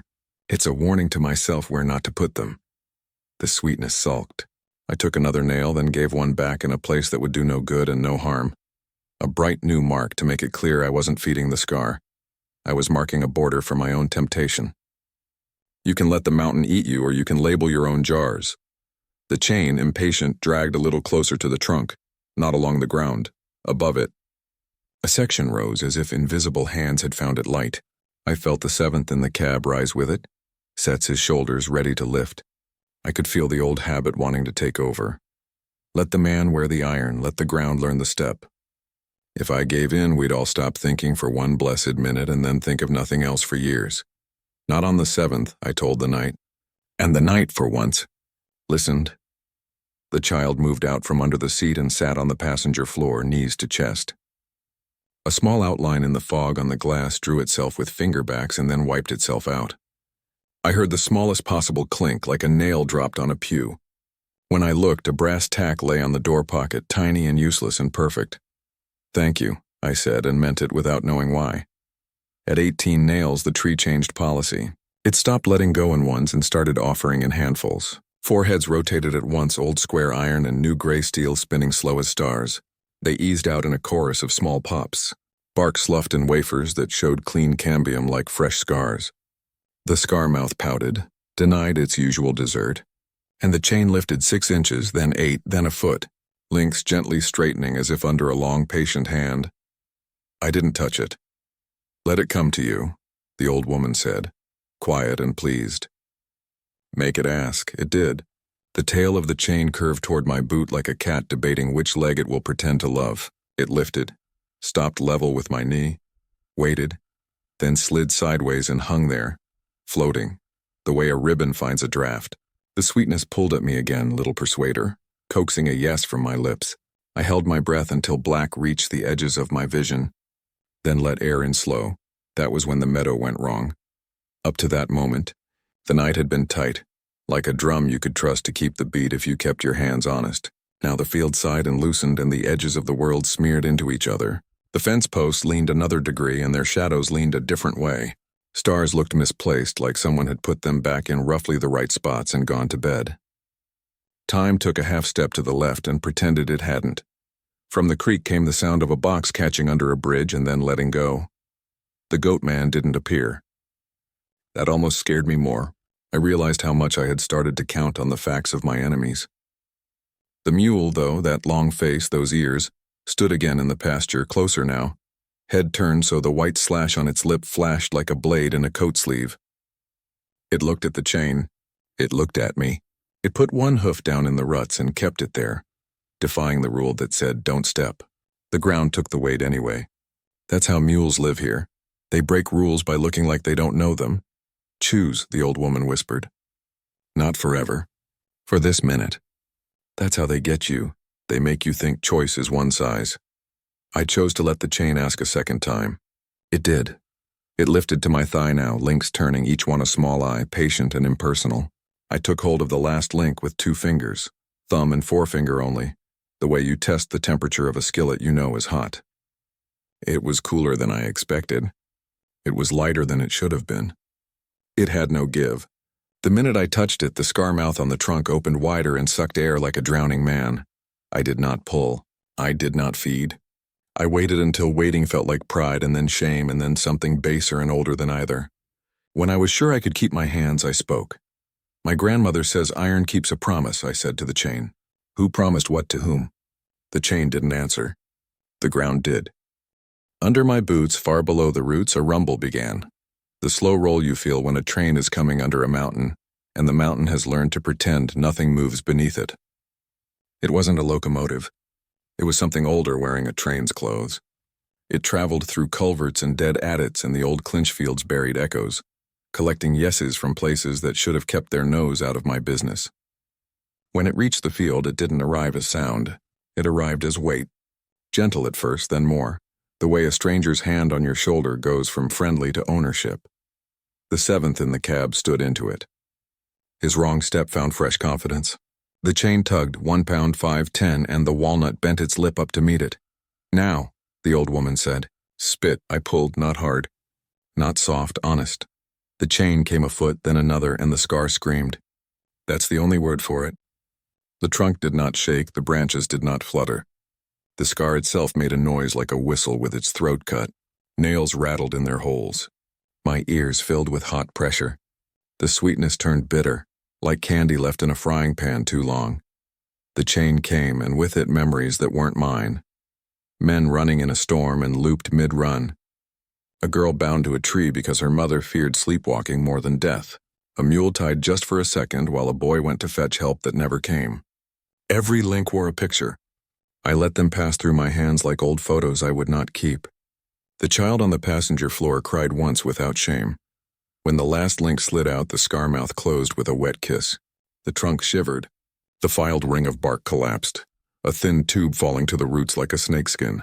The chain lay across my boots, empty of the tree, full of everything else. It weighed nothing. It weighed a mile of road. The pasture went still. The fence posts leaned the way they had always leaned.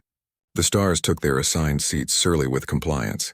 The mule, if it was a mule, let its hoof up and took 2 steps backward and resumed pretending to graze. In the cab, the 7th sat back slow and disappointed.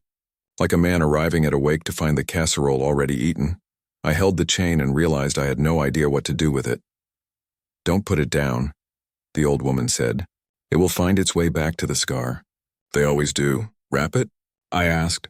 Around the tree? You just took it out of a mouth and you want to feed the throat, she snapped. Think. The child under the seat spoke in the tone kids use when they finally get to be the smart one. A circle that counts itself. The little tally mark symbol on the map. The ring of ruts in the pasture by Coffin Creek. The old wagon's path that taught the dirt not to grow. You want me to give it a new orbit, I said. Around something that won't swallow? The night approved in the smallest of ways. The way a creek approves when you step on stones that have already learned the shape of human feet. I looked around for a candidate. The truck? No, the pasture, too soft. The picnic table 10 yards away, tilted and rusty and basic as a county fair. Maybe. But the chain would fall from it like water. I needed an anchor that got a say. My eyes landed on the cross at the far fence, the iron one I hadn't noticed on the way in because its paint had learned darkness. It was old, made of 2 lengths of rail spiked together, pitted and unrepentant. Someone had wired a license plate to it years ago and let the numbers fade. Below it, a fieldstone jutted like a thumb. The cross did not mark a grave. It marked a promise. Here we will keep count. I asked the 7th for help without asking. That was my mistake. He rose in the cab with relief, ready to shoulder. The cab shook with the pleasure of work. The passenger door latch lifted and held. If I let him, he would carry. He would place the chain with all the dignity in the world and teach the ground his wrong rhythm while he did it. He would turn my good idea into a debt that would follow children I don't know how to save. Not on the 7th, I said. Almost a shout now. Not tonight. The sweetness turned mean. It slid under my tongue and pushed up on the back of my teeth, hunting for vowels. The child gasped. The mule lifted its head, and those ears pointed at me with a concentration that felt like a command. The Goatman still did not show, and his absence began to feel like a promise he meant to cash later. I looped the chain around my forearms like a boxer wraps his hands. Cross.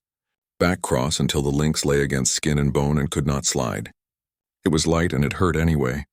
Every old picture in it tried my wrists. I took my step toward the cross. I did not enter the ruts. I circled them wide. The ground forgot to learn me. I liked that. At the fence, I ducked the top wire and found the cross up close was even uglier than at a distance. Good. Pretty things make bad anchors. I passed the chain around the upright once, then again, then a third time, counting out loud because sometimes the only way to beat fours is with threes. The links clicked in a way that wasn't sound. It was agreement.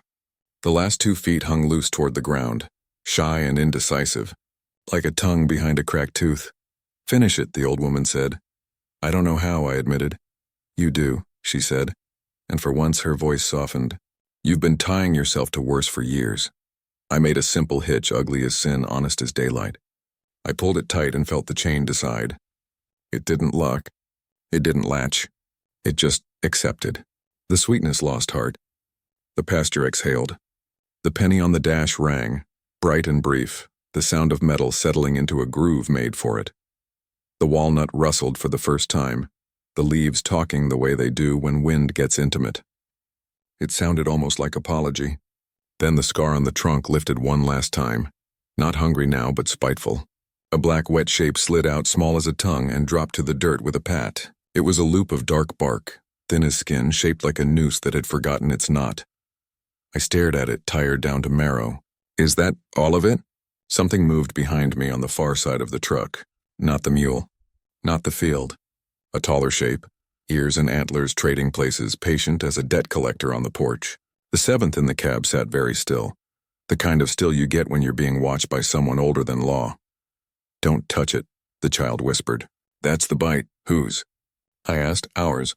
Before I could decide whether to burn it, bury it, or throw it in Coffin Creek and let the bridge judge. The wind changed clean and fast from the direction of Brown Mountain, bringing with it a low, steady hum that my bones knew before my ears did. The map on the dash began to vibrate. Lines shifted without moving. A new mark stained the paper where no pencil had gone, a small eye drawn with 4 strokes. The chain around the cross tightened a hair as if something had leaned on it from far away. And out of the dark, just beyond the reach of the cab's dead dome light, the Goatman finally spoke, not with a word, but with a question pressed into the shape of the air. Who's going to carry now? The passenger door latch lifted halfway, then clicked shut on its own, polite as a man declining work after a long day. I didn't turn to look at him. I didn't pick up the bark noose. I didn't step in the ruts. I stood where I was, hands buzzing, wrists bruised under old iron, and waited for the road to tell me whether it would let me go. It stayed quiet. That's how I learned the mountain can be merciful, and that mercy is only a recess.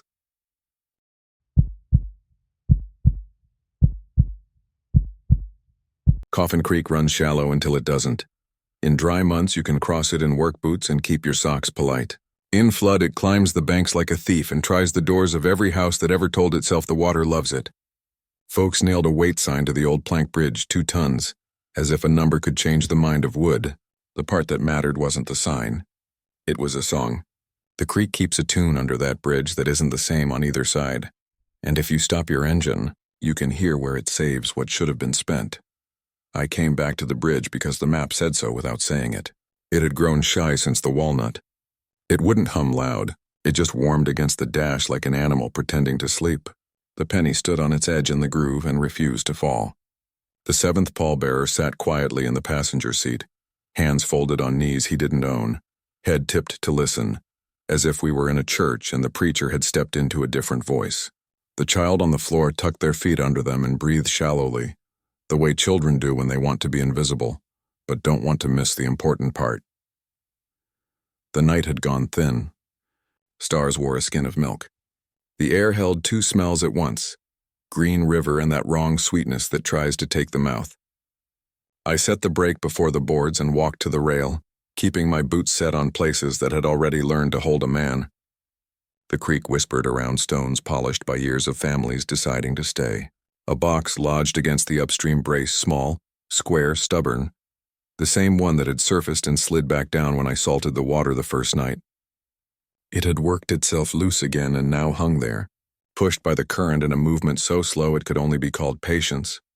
"Don't open it on the bridge," the old woman said from the air, her voice lower now as if a baby had been set down at last. "Roads keep accounts. Bridges keep secrets. What about the creek?" I asked. "The creek keeps breathing." I took the long hook from behind my seat, made for pallets, not for stories, and reached over the rail. The box bumped the hook like a tame thing. The lid was cross-nailed with 2 short brads, the kind a person uses when they're not sure if they mean it. I drew it up slow and set it on the rail. The wood was plain, unstained, soft. People carve names into maple when they want memory to behave. They use pine when they're in a hurry. On the bottom, someone had burned a mark with a nail heated over a stove, a tiny ring of tally slashes around a dot. "The circle counts itself." "Wait," the child whispered, and their breath fogged the passenger glass just enough to remind me there are windows even in places without walls. "It talks." I put my hand on the lid and felt it. Not a hum, a flutter. The kind a small bird makes in a boy's hands when he was foolish enough to catch it and smart enough to let it go. The flutter was inside my palm now, going up my arm, asking the weak parts of me to remember how they learned to be weak. The sweetness tried to take the opportunity and slide a finger under my tongue. I bit the inside of my cheek until the taste of metal cut it like salt. "I'll open you off the bridge," I told the box. "I'll give you dirt with your decision." The 7th in the cab shifted, approving the bargain, or maybe just pleased that a lid might be lifted. He was a man built of doors. The map warmed a fraction. The penny rolled a quarter turn, aligning itself with a thought I hadn't had yet. On the near bank, a low trail slid down under the bridge where kids went in summer to kiss or smoke or dare each other to count to 50 in the dark. I climbed there with the hook, slipping once on moss and catching myself on a brace that remembered too many hands. The undersides of bridges are warmer than the air expects. Breath collects there and argues with wood about staying. I set the box on a flat stone and crouched. Water etched my ankles cold and then forgot me. The brands were simple. I eased them with my pocket knife, the way you loosen a tight truth with gentleness because cruelty would only make it stick. When the lid came free, the creek paused. That's not a language trick of language. The current set its shoulders against a rock and held there, polite, to see what I would do with what I had asked for. Inside lay the flattened penny I had put in my mouth and spit back to air the first night. Not the same one. A twin that had ridden different rails. Under it, a strip of paper the width of a matchbox label rolled tight, tied with a thread from a dress. I lifted the coin and the thread parted like hair. The paper uncurled with the sigh a page makes when it's been waiting to be read by the person it was written for and has had to settle for their son. You can tell the old pencil by the way it keeps its gray.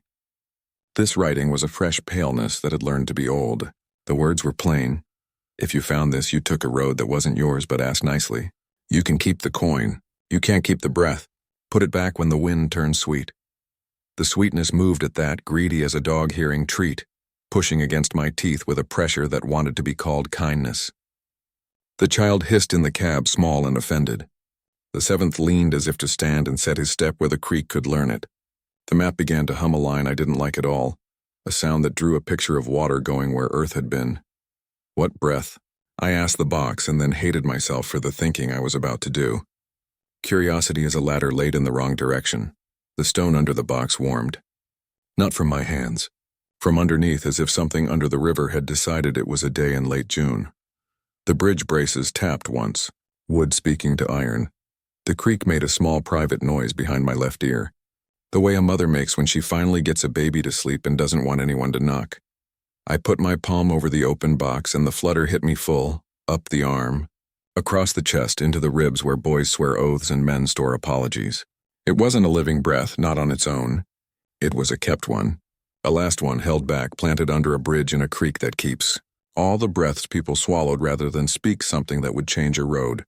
Somebody had been saving those. Somebody had decided not to let them waste. Who did this? I asked the creek. It answered by touching my boot with a colder ribbon, the kind of touch used to move a child out of a doorway without words. On the bank above, the picnic turnout shadowed the sky like a lid waiting to come down. In the trees, the Goatman did not show. I felt him anyway, like a work whistle someone had left running 3 counties over. The mule stood at the far end of the bridge, patient, ears forward, the white slash on its lip catching starlight and giving it back empty. The air in the cab pressed toward the open window, wanting out, and the window pushed it back, wanting in. The 7th set his shoulders the way you do when you carry and don't choose. I knew the rule. Don't open your mouth when the wind turns sweet. The paper had told me to wait for sweetness and then put something back. But the sweetness was already here, and waiting would turn it into an appetite.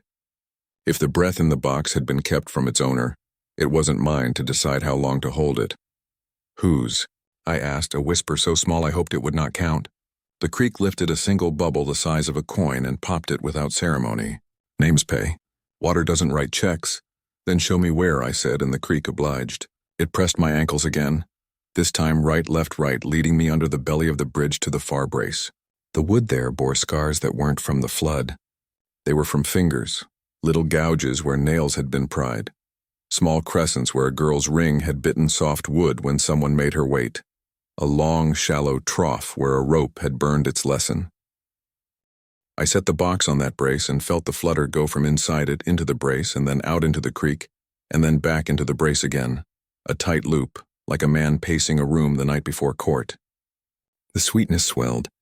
It hit the roof of my mouth with the taste of my grandmother's kitchen and my first stolen kiss and the boiled-off sugar of a county fair.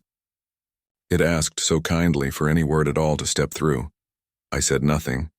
I pressed the lid of the box closed without nails and set the flattened penny on top, my penny in my pocket and this penny on the lid. The coin sang a thin note, not proud, not sad, and in that note I heard men lift and fail to lift, women hush and fail to hush. Children make a sound and fail to be believed. The creek took the note into itself and changed it into something that could travel under roads without being taxed. You're making a bank, I said to the water, and the water pretended not to hear. The way a banker pretends when you ask where the money goes at night. The child shifted on the floor and patted the carpet with small, open hands, counting without numbers. The 7th leaned so far forward the passenger belt tongue clinked against the pillar. He wanted to step down into the creek and lift the box gently, and bring it into the cab and set it on the seat between us and teach the boards to accept his weight. He wanted to make the last of many breaths part of his work. Not on the 7th, I said, and my voice hit the underside of the bridge and came back quieter but true. A light moved upriver, not above the water, through it. The brown mountain kind. It slid under roots and over stones and ignored the way reflection is supposed to behave. When it reached the brace, it paused as if sniffing, and then it tilted and slipped into the brace the way a hand slides into a pocket when it knows what it wants. The box shivered. The coin stood on its edge and fell flat with its face down. In the mirror of that glareless light, I saw something reflected upside down. Not my face. A small one, eyes closed, mouth open in the O that last breaths make when they decide to be stored, not spent. A woman's hand hovered near that mouth, fingers broad and chipped from work, holding nothing and everything, and her wrist wore a thread from a dress. I know this, I said without choosing to know. I don't know who, but I know this. The light pulsed once, slow as a heartbeat that has been coached into civility. Then it went on. It moved downstream and away, slipping through the concrete of culverts as if they'd been poured of rain instead. Far off, the Clinchfield loops answered with the absent sound of a train that doesn't blow a whistle and never stops. When I climbed back to the road, the map on the dash lay still. The penny in the groove had chosen face up again. But the face was worn so smooth by years you could only see it by faith. The mule had moved to the middle of the bridge. It stood square, enough weight on each hoof to teach me nothing. The Goatman was nowhere, and what I felt of him felt like a man getting a drink from a pump that won't prime. I started the truck and eased onto the planks. Mid-span, the boards did their thin talk. The wind turned sweet in a way that made me want to cry for no one and everyone. The 7th put his foot down, the wrong weight step that ground refuses to learn, and the bridge did not complain. It welcomed him. It made room for him, and in making room, it made room for something else to pass. The CB clicked. No voice. Just the tap a ring makes when it hits the mic by habit. Then, clear as a child reading from a page they're proud to understand. Put it back when the wind turns sweet." "I did," I said, "and even that felt like a theft." "Not all of it," the old woman said, and I knew she was right. Kept breath isn't a coin you put in a slot. It's a promise that learns your name when you touch the box. The map warmed like a hand under mine, and a new line drew itself without a pencil. Thin, pale, a suggestion more than a road, running from the bridge down the creek and out past the old mill pond and into the place where family property ends and memory pays the taxes. At the end of that suggestion, a tiny mark shaped like an eye, beneath it in cramped letters, "Hold your mouth, hold your ground." I crossed the bridge and pulled into the little turnoff where boys throw beer cans and old men spit and say they shouldn't be here this late. I killed the engine and let the world settle. The sweetness backed away as if offended by my failure to be moved by it properly. The air went honest. The stars agreed on their jobs. The mule turned its head and the white slash disappeared, not because it was gone, but because it had been answered. I thought I was done. Then the creek exhaled. It wasn't loud. It didn't pour mist. It didn't throw up logs or bones or any cheap thing. It let go of a single breath. It rose from the boards like steam and entered the cab through the crack in the passenger window seal that a stone had made last winter. It stopped by the upside-down handprint and waited there like a moth deciding which lamp to die on. "Don't," I said, but the word came late. "Kept things know the hinges better than you." The breath moved to the seventh. He took it in without greed. He held it like a pallbearer holds a headboard's weight when the ground finds a soft place. He sat back an inch as if instructed by something older than habit. The cab cooled. The train that wasn't a train threaded itself somewhere under the road and didn't blow a whistle. The map hardened on the dash, stiff as a decision. "Whose was it?" I asked, a whisper meant for a ledger, not for ears. The CB gave me my name back, spoken not by the old woman or the child or the man whose warnings arrived late. It came from a mouth I had not heard since the day a walnut shadow lay over an open ground, and the preacher said 4 true things and 1 thing he must have believed. It came from my mother, the way she said my name when she needed me to lift and not ask, why. Then the breath left the 7th and crossed the cab and entered my chest and sat there without belonging to me at all. I shut my mouth and swallowed nothing. Outside, the creek took the box back under. The coin stayed lodged on the brace. The mule blinked a slow, vote-counting blink and walked off the bridge without sound, hoofs finding the one board that never complains. And in the stand of hemlock up the rise, where boys carve initials they hope to outlive, something taller than hope and slower, then anger turned its head and waited for me to decide if I was going to follow the pale line the map had drawn down along the water to the old mill pond where the wheel hasn't turned since the summer it decided to save a child by drowning a father. I didn't decide. The 7th put his hand on the door frame ready to stand, eager to set that wrong step where the bank might learn it and call it law. "Not on the 7th, I said again, every time thinner than the last until it sounded like a string you pluck to see if it remembers a tune. The wind touched my cheek, and went sweet and went away and came back honest. Put the truck in gear. From the creek bank, just where the pale line began, a small voice said, "Wait, not afraid, not brave, just busy," as if it had to finish tying a shoe. I set the brake again. I didn't move, and the breath that was not mine and sat in my chest like a tenant who pays on time but will not be told, pushed once against my ribs as if to see how much room it could rent for the winter.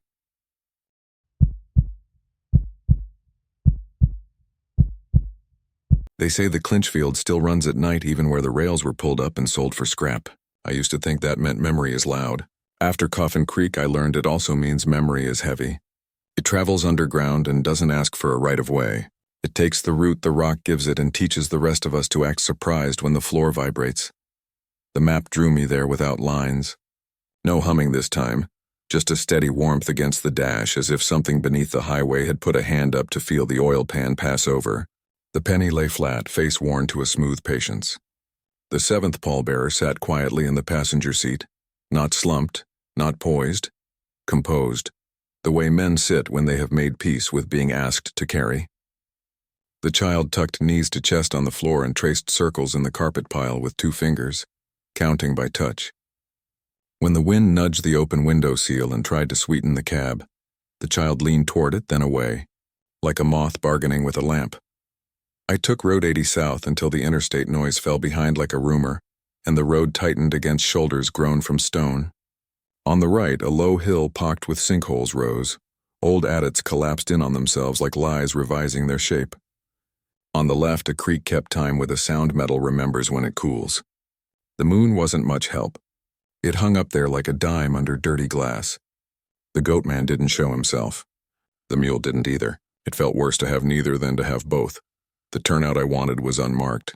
I found it because the wheel turned before I told it to. Gravel crackled under the tires, and the truck settled the way a man settles into a chair that has accepted all of him already. I killed the engine. The dark closed around the cab with the gentle insistence of water. When the diesel's last ticks finished their speech, the underground started talking. It didn't begin with a rumble. It began with a pressure, deep and patient, the kind you get in your ears when a storm fronts over a lake. Then came the thin clatter of something far off being asked the same question 1,000 times. Spike? Ty, Spike? Tug until you felt your teeth answer. The ground trembled in slow waves, not enough to spill coffee. Enough to remind you your balance belongs to the mountain first. Under it all, the faintest scrape. Like a brake shoe stroked with a cloth by a man who can afford patience and nothing else. No whistle. That absence hurt worse than any noise might have. A whistle says I exist in the world with laws and men. A whistle says I am subject to crossings and timetables and complaints. This was a train without apology. It lived in the seam between labor and prayer. The map warmed another degree. Wax softened under my thumb. It had drawn its own mark where no pencil had passed. 2 concentric ovals like loops on a model railroad with a dot at the overlap. Next to it, a cramped note in that same hand that had been following me through counties. Loops under loops. Breathe when they cross. Hold when they don't. The first loop came under us. You don't hear a loop. You feel a curve drafted through stone with a compass older than iron. The whole hill shifted its idea of itself a fraction, and then settled back as if embarrassed.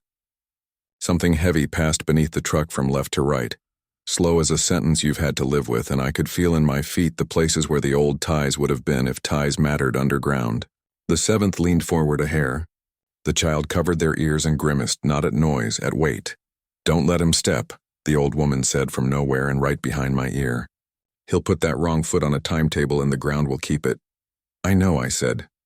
I'll keep him. I opened the door and climbed down into the gravel. The night was colder at shin height, warmer at chest height, earth hot from its own work. The smell of creosote rose from nowhere, so fresh it pulled a memory from me it had no right to have. 4 men at dusk tapping spikes true with that music only 2 hammers can make together. My father sitting on a tie with his lunch pail open and my hand inside it, stealing the cold biscuit because stealing was half the pleasure. A boss cussing the sky because the sky was safe to cuss. I took the flashlight but didn't turn it on. Light bothers certain truths the way conversation bothers grief. The ground thrummed again, this time from right to left. The second loop. It passed under at a slightly different depth. You learn that with your knees. The force of it looked for a language in me and found none it liked yet. At the edge of the turnout, a black mouth opened, a culvert that didn't bother with pipe. Just a cut in rock squared by men with picks and permission. Air breathed out of it, warm and faintly sweet. The map's pencil circle meant this. I knelt. The gravel pressed its logic into my kneecaps. Inside the culvert, a pale shine moved. Not light cast, not light thrown back. The kind of glow you get when quartz goes to church. It slid along the stone in a line, then turned a slow corner you couldn't see and went on. A breeze flowed after it and brushed my face with old fog. The taste on it was wrong. Like sugar left too close to the stove and taught bitterness by accident. The CB in the cab clicked once. The voice that had warned me before came thin as copper drawn to wire. If it stops, he said, don't be where you are. What would make it stop? I asked. You naming it, he said. And then the channel went back to its old complaint about distance, another loop. This one slower, heavier, lower, like the train had added cars. But how do you add cars to something mythical? You don't. You let debt climb aboard. The 7th stood. The cab answered with a creak that had been practicing all week. He rested one hand on the open door pillar like a man waiting for his turn at the pulpit. The upside-down handprint on the window bloomed again, fresh and wet from inside. The child reached up from the floor and pressed their palm beside it, right side up now, small to small, and a fogged oval sealed them together by accident or design. Between those prints, a shape formed, a suggestion more than an image of a third hand that didn't belong to any of us. Touching both, asking permission without asking. Stay, I told the seventh. And my voice had the tone my mother used on me when I was 16 and had the truck keys and an empty tank and no sense. The habit in the passenger seat obeyed, but only because it hadn't been told no by a man with my voice before. I ducked into the culvert, stones cold at my palms. The ceiling forced me low. Moisture slicked the rock and turned the skin of my hands into a map of something I'd never asked for. The glow ahead moved slower now, as if watching what I would do and not needing to hurry. The air thickened with that sugar-scorched sweetness, and I kept my teeth together until my jaw hurt like a prayer. The culvert opened after 10 yards into a chamber not made by men. Water had once lived here, tiled the walls with its particular patience. Then it had moved on and left the room for the underground to lease. The floor wasn't flat the way floors in polite places are. It rolled in shallow swells as if the earth beneath had learned the ocean's grammar and couldn't forget it. Bone-white roots hung from the ceiling in hair-thin veils and didn't drip. The glow pooled in the low spots, quiet as breath held under a sheet. I stood in the doorway of that carved-out hush and listened. The loops under us crossed just then. I knew it without sound. The pressure changed, one wave running under another, and between them I felt a moment of clean, empty. That's what the map note had meant. Breathe when they cross. I did. The inhale landed in a room of my ribs I hadn't used in years. The exhale came back like a coin in a slot. Accepted.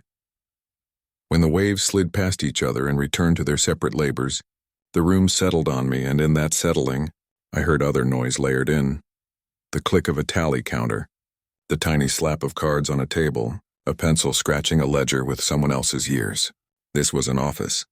This was where debts wore their church clothes. Against the far wall, a shelf had been cut by no hand I can name. On it sat a row of small boxes like the one at Coffin Creek, plain pine, cross-nailed, each with a coin on top and a slip of paper tucked under it. Some coins were pennies pressed flat, some nickels rubbed smooth, some just iron washers with no faces to be ashamed of. The slips had writing, all in the same tight hand. I knew better than to read them. Names pay, take none, the old woman breathed. Leave none. I brought nothing, I said. You brought your mouth, she said. And I shut it. The glow gathered itself and rose to the shelf, then slid along the row like a clerk's finger, considering. It paused at a box whose coin was not flat. A quarter. Old eagle proud still, though the feathers were tired. The paper under it had buckled, water swollen, letters wicking one another into a dark, vague line. Ink that had been asked to be too true for too long. The glow pressed into that lid, and when it did, my tongue tasted metal and dust and the peppery tang of a coal seam cut fresh. The ground trembled again. This time the loop didn't pass under us. It stopped.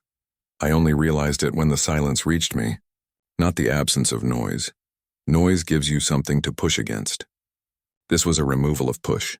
The pressure left my ears open to a bigger absence. The hair along my arms rose, and the map against my chest under my jacket went very still, as if afraid of being included. Behind me, at the mouth of the culvert, gravel shifted. The seventh had risen and taken one wrong step onto earth 100 men had taught to accept him. The habit landed. The chamber recognized him like a clerk recognizes a regular with exact change. The pressure that had left me to find a new job in return, but different, focused, purposeful. The way a dog's eyes change when it remembers the place you keep the food. Back, I said to him, and the word came out smaller than I wanted. Please, he stopped. I could feel him standing there, ankles hungry for the next move, shoulders already rehearsing the lift. The child's hand scraped once on the doorframe in a warning with no words. Somewhere above us, the Goatman took a step sideways on a road only he trusted, and then paused, as if he didn't want to own what would happen if he came down. I put my palm on the quarter. It was cold as a question in an empty church. The cold slid into my hand and then into my arm, polite and invasive, the way a nurse checks a vein in a vein that has been promised to too many. Under my palm, the coin vibrated once, not hum, tremor, and then lay still as if waiting for my decision to teach it what metal should remember tonight. I didn't lift it. I slid it 1/2 inch so the paper beneath could breathe. The glow dimmed, and in that dim, the ledger noises stopped. Not everywhere, just for the box that coin pinned. The chamber held its breath like a clerk looking up at a man who has just asked for a favor and phrased it awkwardly. The loops under us shifted their weight. The train that wasn't a train changed its mind again about stopping and about going. The pressure rose to a pitch just below pain, then held as if sound could be a shelf and someone had set the wrong box on the wrong edge. "What do you want?" I asked, no voice above a thought. "I can't carry it for you." The old woman's voice answered for the room. "Not carry," she said. "Witness. The difference is the only thing that saves you." The glow pooled, then pulled itself into a thin thread and entered the quarter through my palm, as if the coin's edge were a door it had been told not to use. Something moved through me then. Not a breath. Breaths belong to the creek, but a passage. The sensation of a man walking past in a tight hallway and both of you turning sideways out of courtesy you don't feel. It went through my shoulder and into my ribs and found a place just under my heart that had once been a home for hope and had learned to rent. A picture came with it. Not a vision, I distrust visions. A picture. The kind a camera would make if cameras were allowed where names are not. A boy stood on a trestle over a gulch in coal country, shoulders set to brave because braveness was cheaper than train fare. He held a flattened penny between thumb and forefinger and balanced it on the rail. Down the line, a lamp swayed. The boy looked to his right. No whistle. He looked to his left. No whistle. He looked down at his hand and the coin and said a name out loud that sounded like a prayer and a dare. When the lamp arrived, the coin disappeared into a song, and the boy laughed the way boys get to laugh exactly once in their lives. He did not step off the trestle. The picture ended before shame could begin, which is how shame prefers it. The glow left the coin and returned to the room and to me, then seeped out of my skin like a man who knows the party isn't for him after all. The loops under us started again. The pressure dropped the way a debt drops when you pay just enough to be invited to owe again. On the shelf, the paper under the quarter unbuckled a little, dried a little, letters clarifying into a shape my eye could read if my heart were allowed. I looked away, and the room forgave me that much. Behind me, the seventh took a breath he didn't own. The child whispered, "Don't." I turned in the culvert mouth and saw him through the veil of roots, tall without body, patient without kindness, the habit that keeps a community together past time and past mercy. His head was bowed, as if listening for the rhythm the ground would prefer. Beyond him, in the turnout, the open door of the cab framed the night like a picture of a house on fire just before the sparks landed. "You don't step here," I said to the seventh, "to the ground, to the train, to whatever taught men that work without witness is holy. Not tonight." He stood still. It wasn't obedience. It was endurance, a new pressure from beneath, not a loop crossing. A switch thrown. Somewhere below the hill, the train that isn't chose another track, one that ran straighter, narrower, meaner. The map against my chest with its softened wax burned a little, as if a hot line had been drawn along a place that didn't ask to be mapped. The glow thinned and swept along the shelf and paused at each box as if checking for signs of rot, or redemption, or both. Somewhere in that sweep, the old woman sighed, and I knew what it meant. We had been allowed to watch one account get corrected by a name not spoken, but the ledger was not ours. It could decide to include us any time it needed witnesses who wouldn't dare refuse. The child crawled into the culvert and sat beside me, shoulder barely touching my elbow. The way children sit when they are pretending not to ask to be held. Their breath fogged a little in the cool, honest air, and it didn't smell sweet at all. I wanted to put my hand on their head and didn't. I wanted to ask whose kept breath had taken a room in my ribs and didn't. I wanted to ask the seventh who he had been when he was still a man, and did not. Instead, I took the flattened penny from my pocket, my father's, burned smooth by years, and set it on the threshold stone at the mouth of the chamber. Not as an offering, as a marker, so if I came back wrong, something of me would remember which side of the room had not asked for me. The ground trembled again.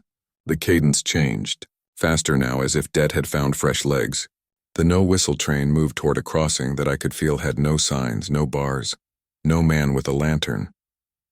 The old culvert breathed warm. Time tugged at my jacket cuff like a child who needs the bathroom and refuses to say it. "Out," the old woman said. "No patience left. You've witnessed enough to be drafted." I backed out on hands and knees.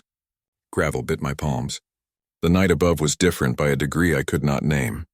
Stars had shifted small distances no one will ever confess. The hill felt like a dog settling after deciding not to bite. The seventh waited by the door, empty-handed and unequal to that empty. He looked at me with the attention habits give when their chosen man disappoints and relieves them at once. I climbed into the cab and shut the door. The map cooled.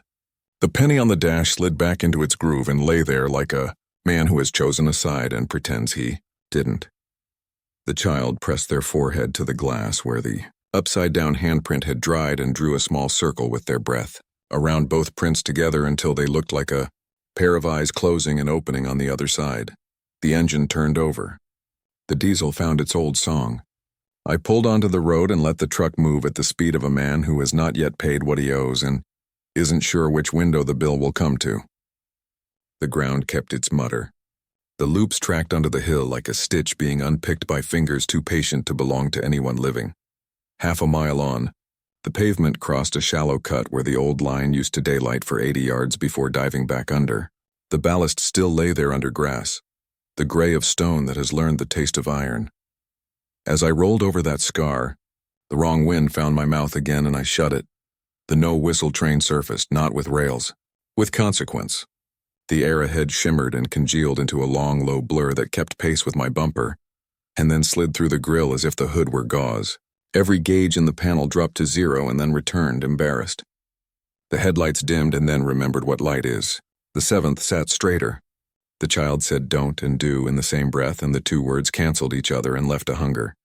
Inside that blur, I saw steel, faces flattened to coins, ties without wood to hold them, lanterns with no hands. I saw my father's pail on a shelf in a shack that no longer exists and my own boy hand in it. I saw a nail driven into walnut and a chain fed to bark and a preacher's mouth making a shape that truth does not need. I saw a mule take one wrong step and the ground learn it and decide to teach it to me later. The blur moved through the cab and out again and then under us and then away down the seam it prefers. When it had gone, my hands on the wheel hurt, and I didn't know when I had tightened them. The CB clicked. The man said, "You felt it?" I said, "I was in the room where they count." He whistled low, a human whistle, relief made into a note a mouth can own. "Then you know what's next." "I don't," I said, "because I have learned to keep one truth in my pocket when the night is kind enough to hand me two." "You've been borrowing," he said. "Light, breath, step, road. They'll want proof you know the difference between carrying and witnessing." "How do I prove a difference to a mountain?" I asked. "You don't," he said. "You prove it to the men who let the mountain speak through them. And if they're all dead, you prove it to the habit they left behind that sits beside you like a friend." He meant the seventh. He meant the weight that never asks my name and uses it exactly. "I can't carry what he carries," I said. "I can only not help him." "Then don't," the old woman said, and I heard in her voice the small mercy of a recipe that forgives measurement. I drove on. The hill rolled away into a valley where fog sat on fields like a body too tired to stand. The map went quiet as a child under a quilt who has learned at last that hiding is as holy as any prayer. The penny lay still. The seventh folded his hands again. The child fell asleep and kept one finger hooked through the door handle as if the world might lurch. At a crossroads with no sign, I stopped. The road right went up toward the switchbacks. The road left went down toward the Walnut and the pasture with the iron cross and the chain I had given a new orbit. Straight ahead, a 2-track lane cut into broomstraw and pointed at a dark stand of hemlock where the air had a smell it shouldn't, a miner's salt and a church's dust. The ground, under everything else, gathered itself like a runner at the line. From behind the hemlock, a light lifted, a brown mountain kind moved by no hand, patient, undecided. It floated at head height, then lower, then higher, as if choosing what story to remember me by. The no-whistle train whispered underfoot, and the whisper had more voices in it now than one machine should have. The seventh turned his face toward the lane without a body to turn. The child woke and said a name I hadn't told them. I eased the truck forward. The glow slipped behind the trees as if to lead. The road narrowed. The map warmed. The air in the cab sweetened and then thought better. The clinch field under us chose its track, and from somewhere ahead, quiet, confident, not a threat but a certainty, came the click of a bell rope lifting before a strike. I took my foot off the throttle without meaning to. The seventh stood.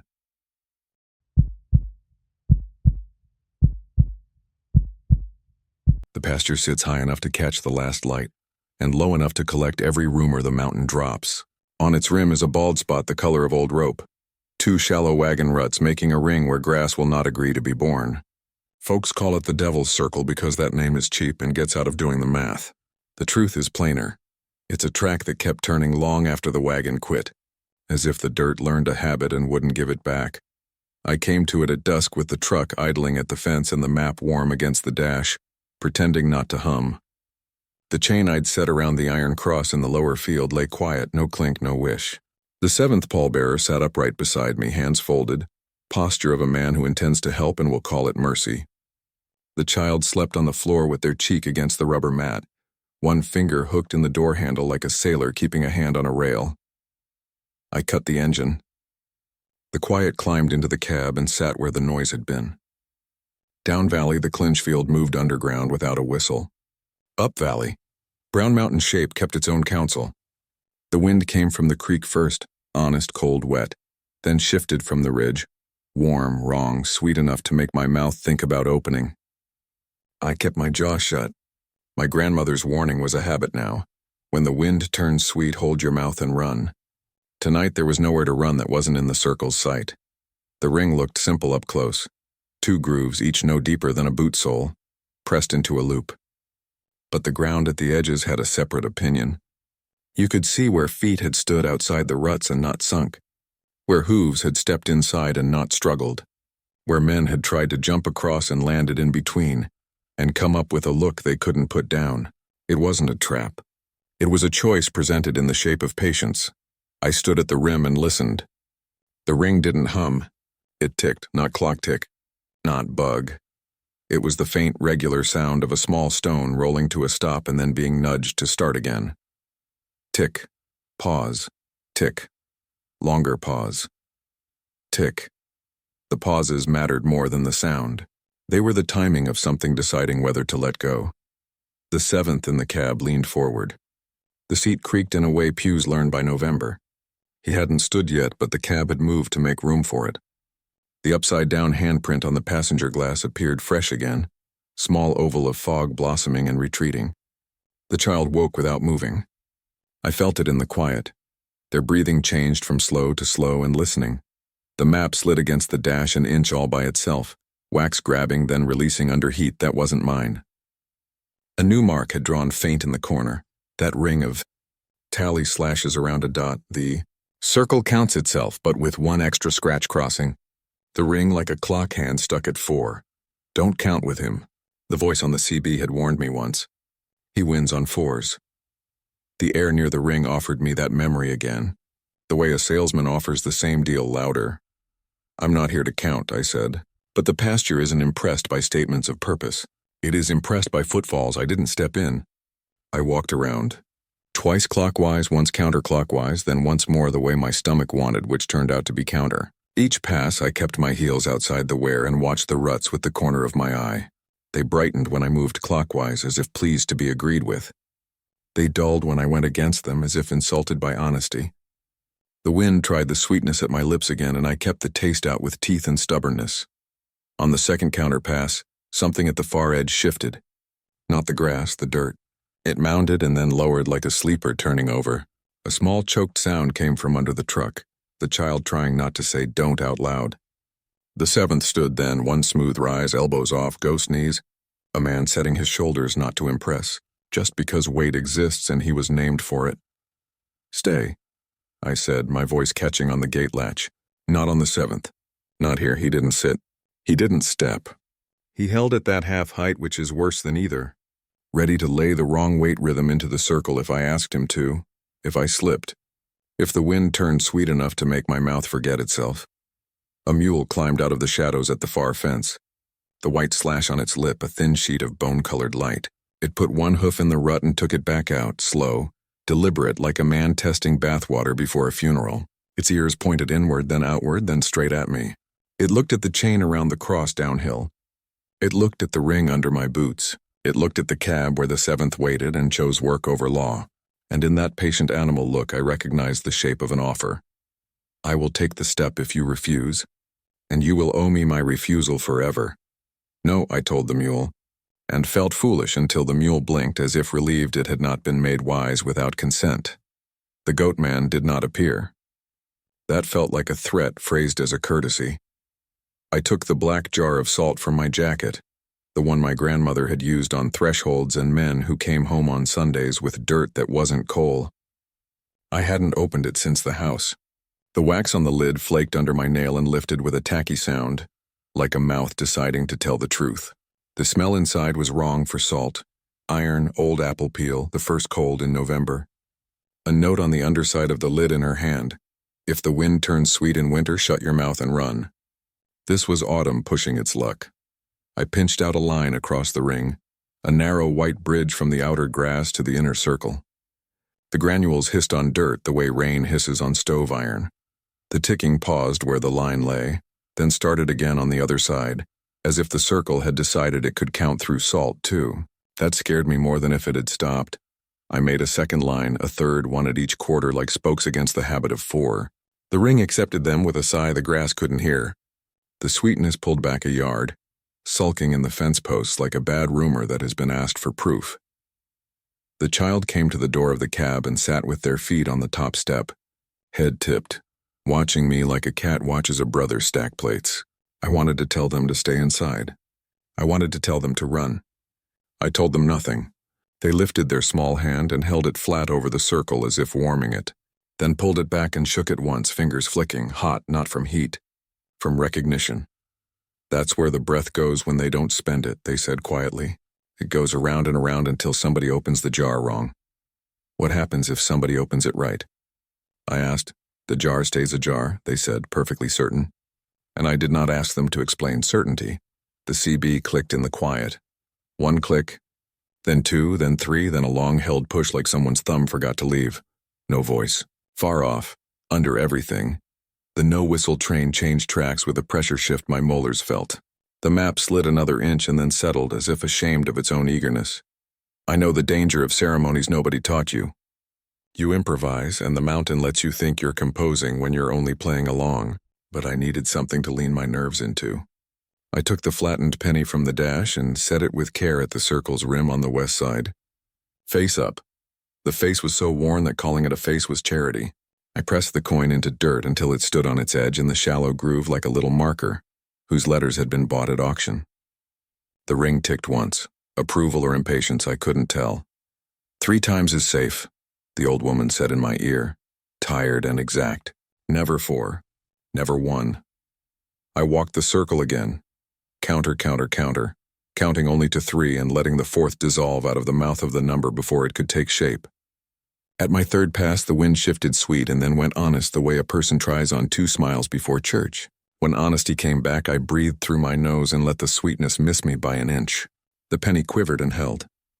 At the top of the ring, the earth heaved a fistful and then flattened it with the same hand. A small hollow opened, no larger than a saucer. Inside lay a bundle tied with thread from a dress, faded blue, the kind my mother wore when she wanted to look new on a Tuesday. The thread had learned a knot no sailor would own. Granny knot, pretty and wrong. I didn't reach for it. Names pay, touches sign. The 7th leaned and the seatbelt tongue tapped the pillar. He wanted to kneel the way men kneel to lift where the ground will not be offended. He wanted to place his wrong weight step in the ring and teach the circle that people still knew how to carry even if they'd forgotten whom. If I let him, everything would be easier for the next 10 minutes and worse forever. Not on the 7th, I said, and it came out quiet and soft like a threat that has remembered it prefers love. The mule stamped once, then twice in the pasture beyond the fence. The Goatman was still a fact without a shape. The brown mountain lights rose and fell beyond the ridge like miners changing shifts in a story that will not retire. Cold gathered in my elbows. It took its time. It wanted to see if I had learned patience or if I merely imitated it. I crouched outside the ring and looked at the bundle. A smell lifted, not sweet soap, ironed cotton, starch warmed by an iron that drank coal. And under it another smell old as a nail. River silt kept in a jar and opened only when the air forgot to be kind. I put the back of my hand near it and felt breath, yes, kept, rounded, heavy as an apple. You can tell the difference between stored air and living air by the way it looks for you. Living air asks permission. Stored air looks for the keyhole. I'm not your key, I told it, but I'll stand by the door. The ticking inside the ring changed its timing. Not faster, not slower, wider. The pauses stretched. The ring wanted me to step in and bridge the space. That's what it does. It uses a man like a plank. Bring salt, the old woman said. Not to cure. To count. I took a pinch and dusted it in a small arc inside the ring, not quite touching the bundle, short of the quarter line. A crescent like the moon you show a child when you want them to sleep. The salt smoked against dirt that had learned the taste of breath. The bundle rose a finger's width, then settled as if it had decided to wait for my mouth to open. Not tonight, I told it. I will not put your air in me. I will not put mine in you. We will both stay poor. Something huge shifted in the pasture. The Goatman? No. The air changed in the way his presence changes it. Thicker, older, stern. But the shape that stepped up to the fence was human height, and not. It wore a coat that flickered between wool and hide. Its head wore antlers until I looked at them, and then wore mule ears until I committed to those, and then wore nothing a while to punish me for trying to decide. It set its palm on the top rail, human palm, rope-burn scar, and looked at me with the patience of a ledger. I did not look back direct. I watched it in the angle of my windshield where the sky made a mirror out of night. You're late, the CB said, in my own voice recorded from a time when none of this had the right to know me. I'm on time for me, I said. And the pasture, which respects that sentence. Let me say it without charging interest. The circle ticked 3 times quick, as if a hand had flicked the stone on inside track. In the cab, the child made a small sound, the kind you make when you understand something that will make someone else cry. They slid off the step and came to stand at my side, toes barely over the line in the grass. Their breath fogged the air without sweetness. Their little hand found my sleeve and gripped it without language. Behind us, the 7th shifted just enough to remind us he intended to be included. What if it isn't a trap, the child said, squinting at the bundle, but a door with the knob on the wrong side. Then we leave it wrong, I said, but I felt the ring smile, and it is a terrible thing when dirt smiles at you. A figure rose beyond the ring. Not in the pasture, in the air over the circle itself, 3 feet up, the height of a wagon bed. It was made of light the way certain mountain lights are, a ragged sphere chewing darkness as it moves. Inside it I saw nothing, no faces, no coins, no lanterns. It hovered, and in that hovering I recognized the 4th from Brown Mountain, the one that holds the center while the other 3 form a triangle and ask terms. It dipped toward the bundle, then toward me, then toward the mule, then toward the truck where the 7th sat, then back to the bundle like a person turning a ring to find its thin place. It wanted, it did not know what. That's the most dangerous wanting. I reached into my pocket and came up with the small brass tack the child had somehow left for me on the door days ago. Useless piece, perfect size. I set it on the dirt just outside the ring like a seed you don't expect to sprout. The ring's timing faltered for 1 beat and resumed, offended that I had offered a measure it hadn't asked for.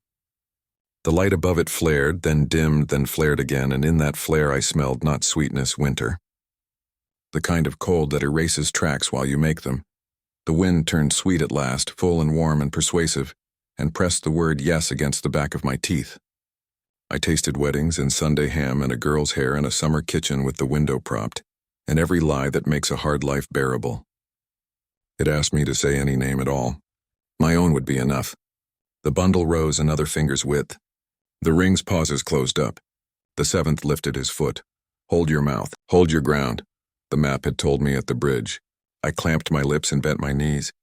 I bent until my thighs burned and my ankles sang. I bent until the 7th, watching, measured my angle for his posture and found no rhythm in it.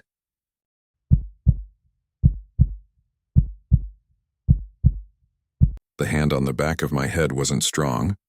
It didn't force. It guided, the way an older cousin steers you past the argument on the porch without asking which side you're on. The bell rope finished its drop somewhere miles away and the sound arrived late, the way thunder misunderstands distance. In the circle, the bundle tied with dress thread turned once more, and then settled as if it had changed its mind about being a door. I kept my mouth shut. I kept my ground, but my eyes had to go where the hand wanted them. Inside the ring under the salt I had laid and the ruts men had carved, the dirt looked glossy for a blink, like the surface of a jar when you tilt it and the syrup slides. Then the shine went away and the field learned to be field again, Winter came in the hour after that. It wasn't on the calendar. It wasn't even on the ridge. It arrived inside my chest first. A thin blade of cold slid between ribs without malice. The air rose sweeter as it cooled, which is one of those mistakes this place makes on purpose. Frost took the thistle heads along the fence in a breath. The grass at the rim of the circle went from gray to silver, to a white so clean it hurt my mother's voice in my head. My hands, that old pair, the ones that lifted wrong things for the right reasons, started to ache in the places you can predict rain if you are honest about the work you've done. Behind me, the seventh pallbearer lowered his foot back to the cab step. It made a sound, the faintest bored complaint, the exact noise you get when you put the casket down just for a second, and everyone agrees to pretend that second wasn't a surrender. The child at my sleeve leaned their small weight into me.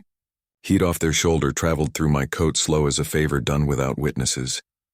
"Winter," they said, not afraid, just informed. "It's early," I said, and my breath came out as steam and tried to take shape and failed. Kept breaths know the hinges. Living breaths make fools of themselves in the cold. The Goatman did not cross the fence. He remained a fact in the dark, a vertical decision waiting for someone else to blink. The mule stood where the field dipped toward the creek. Its ears pointed toward the ridge, then toward the truck, then forward, as if it had learned listening from men and now found it heavy. The white slash on its lip caught the moon and fed it back bitter. The wind turned sweeter still and then stopped, pretending to be anything else, the smell. I mean, if you have ever been lured to stay by good food when you should have gone. It is cake and boiled cider and an orange poked with cloves at a church where the furnace is older than the hymnals.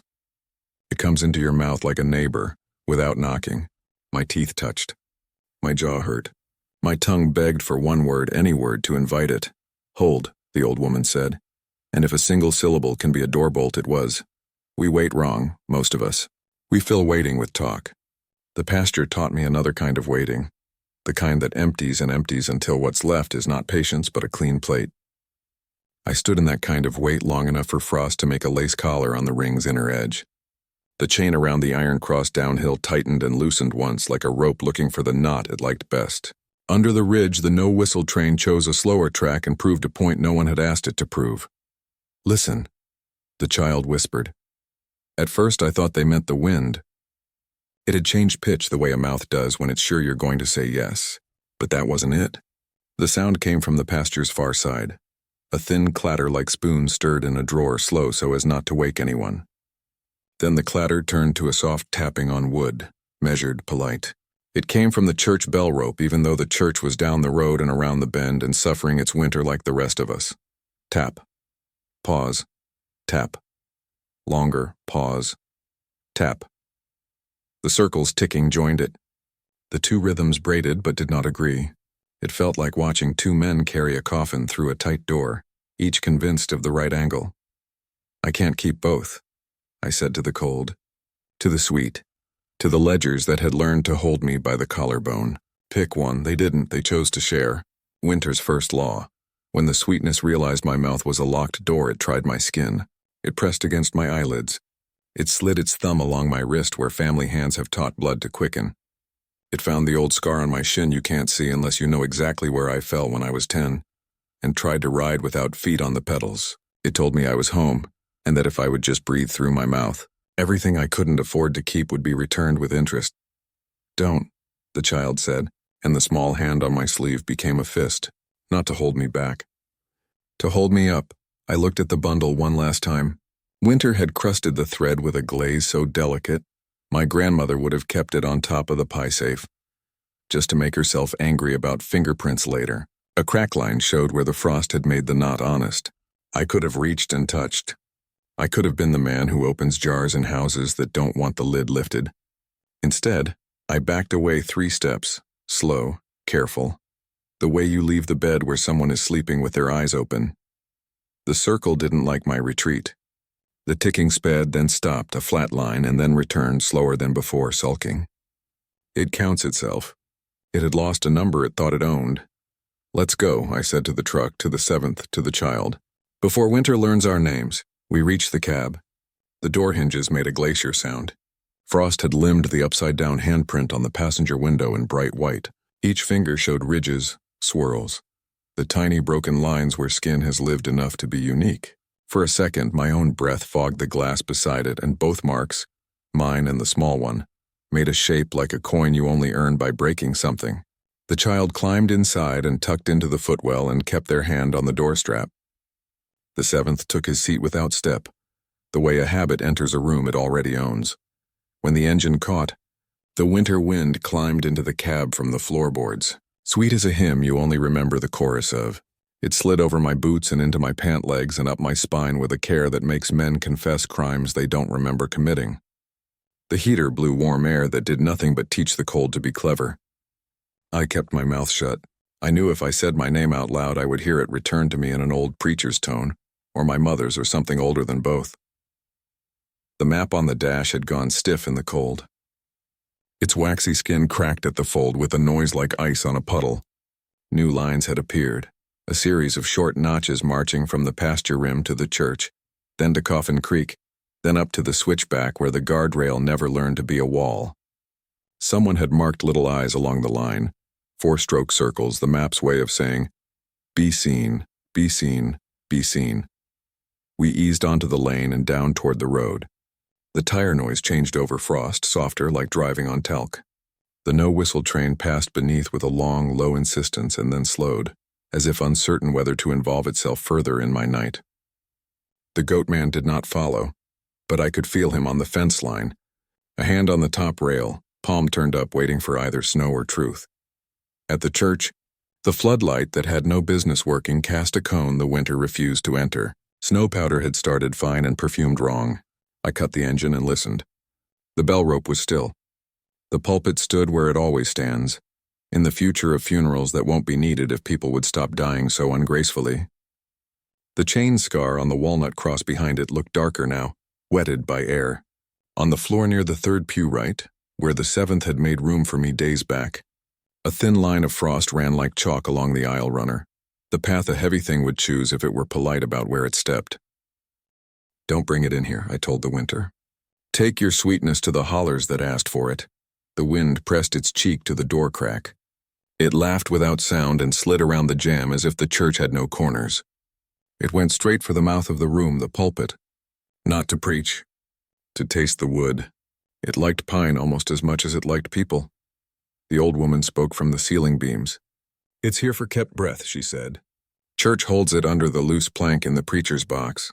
He told himself it was for extra communion cups. How many? I asked before I could stop myself. "Count and you invite it," she said. "Either give it none or give it all." I walked up the aisle and the floor told me where the loose plank was by stiffening under my step, offended that I would pretend I didn't know. The seventh rose halfway but stayed there, his wrong step ready to teach me that bodies are heavy even when the ground forgets. The child climbed onto the pew seat and watched with their jaw clenched the way people who have nothing to spend watch auctions for sport. I put my fingers under the lip and lifted. Cold breathed up. Sweetness poured like an opened jar. The plank revealed a shelf cut into the box, and on it 3 small pine containers just like the one under the bridge. Cross-nailed lids, coins on top, slips of paper pressed underneath. Frost rimmed their edges in a rime like old men's eyebrows in January. The coins, 2 pennies and a nickel, had sweat. That's the only word. Moisture sat on them in beads like wrists on a dance floor, where you are about to ask someone to make a mistake with you. "None or all," I said, and my voice came back off the walnut cross as if it had belonged to another man for a moment, and only then remembered me. If I left them, the winter would eat the sweetness out of the church and keep it and come back hungry with my name on its lips. If I took them, I'd be a thief, and thieves get counted faster than generous men around here. Either way, breath that had been stored would get spent. "You can carry," the seventh said, not with words, with posture, with relief. "No," I said, and lifted all 3. The sweetness rose up around my wrists and made promises it didn't have to keep. The coins throbbed once together, a small dumb pulse like a rabbit's foot in a pocket. I set them on the pulpit and didn't open them, because I knew what would climb out if I taught my lungs that trick. I took the black jar from my coat and for the first time I fed salt into a holy place. A pinch on each lid, a pinch on each coin, a pinch on the chain scar where a cross had learned to keep mark of what it never wore. The winter hissed. It wasn't offended. It was excited. Sugar loves salt. The sweetness in the air sharpened the way a good knife does when it touches steel. It pressed up through the floor, through the walls, through my boots, through the skin on my throat, through the gap between my lips where they wanted to part for kindness' sake. Hold, the old woman said again, and that word saved me a second time. The child whispered, "If you give it all, one person will be short." "Who?" I asked, more afraid of the answer in their mouth than of the wind. They didn't say. They pointed at the open door of the church where my truck idled, because habit had dragged my hand to the key without asking. Frost crisped the edge of the door like a knife blade. My upside-down handprint on the passenger window had ghosted into a white bloom again. And next to it, at the very edge of the glass, a second small print had appeared, newer, clearer, turned right side up at last. "You," the child said. "Or me, or the one who breathes through you when the creek remembers to ask." The coins on the lids lifted, not all the way. A tremble first, then a stand. The paper strips under them swelled, ink darkening, letters threatening to become words, words threatening to become names. I put the heel of my hand on each coin and pushed down lightly like a nurse calming a pulse. "None or all," I said again, and chose all. I took the boxes outside into the winter air. The child followed with their coat open and their jaw set. The seventh didn't leave the threshold. Habits respect certain lines even when they don't understand them. In the yard, the frost had drawn lace in blades of broom straw and left the gravel bare, as if decoration was what was asked for, and the road would be served later. I opened the lids one by one and did not look inside. I held them under the open sky and blew through my nose, not my mouth, and let my breath fog across whatever was kept. I didn't offer myself. I offered witness. The winter would have to take that or go hungry.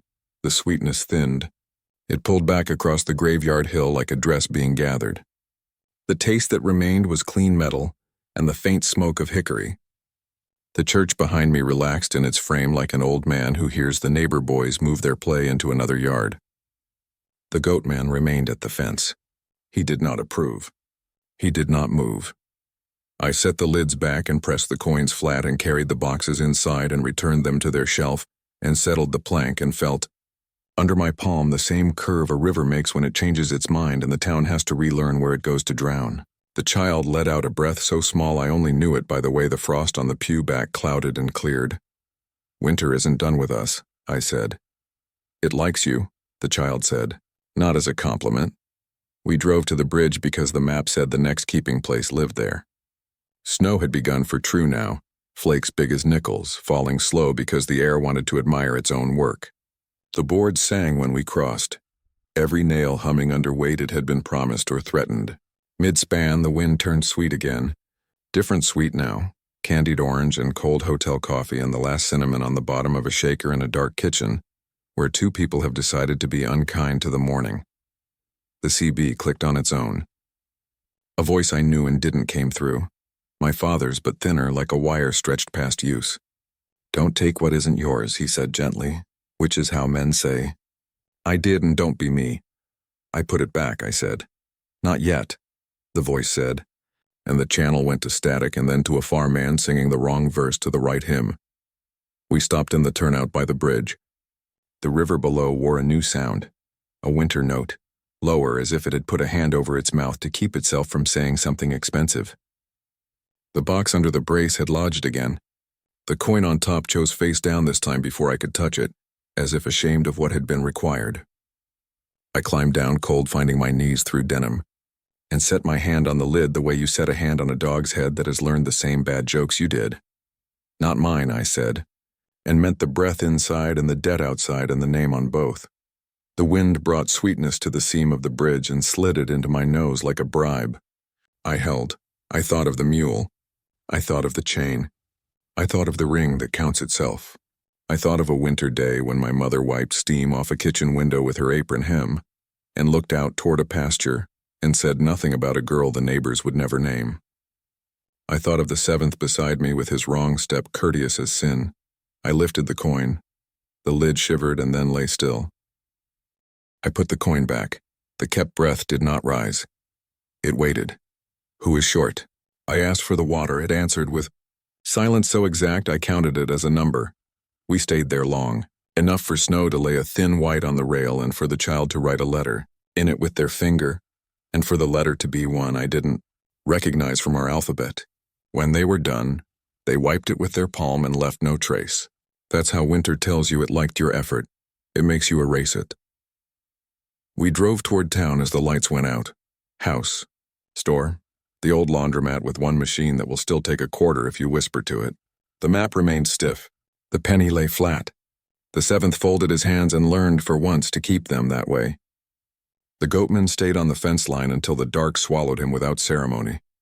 By the time we reached mile 61 again, the road had lost its lines. The sign for the county leaned into the oncoming lane as if tired of being exact. Snow hung in the headlights like dust in a room where someone is being remembered. The sweet wind had turned to a taste that wasn't sweet or bitter, empty, as if all the flavor had been stored in jars and carried to a place I hadn't yet earned the wrong to see. I was 2 miles past the turnout when the CB clicked. Not the warning voice. Not my father. Not the old woman. The child's breath fogged the speaker grill like a mouth at play. Then a man spoke in a tone I have feared all my life without knowing I was afraid of it. Polite, steady, official as a ledger. "Say your name," he asked. "So Winter can spell it." I didn't answer. The sweetness rushed back all at once, hot and full, like a stove door opened too fast. It filled the cab. It pressed behind my teeth. It put 2 fingers under my tongue and asked me to say my name, the way the preacher says it with water, the way the judge says it with ink, the way the land says it when the deed is done. The seventh turned his head. The child gripped the doorstrap with both hands and hissed like a cat meeting its mirror. I didn't say my name, but someone did. Not outside. Not in the CB. Not in the map's cramped hand. From the seat seam under my thigh, where a ring falls and waits and collects lint until a different kind of man pulls the seat to vacuum. A small voice said, my name perfectly.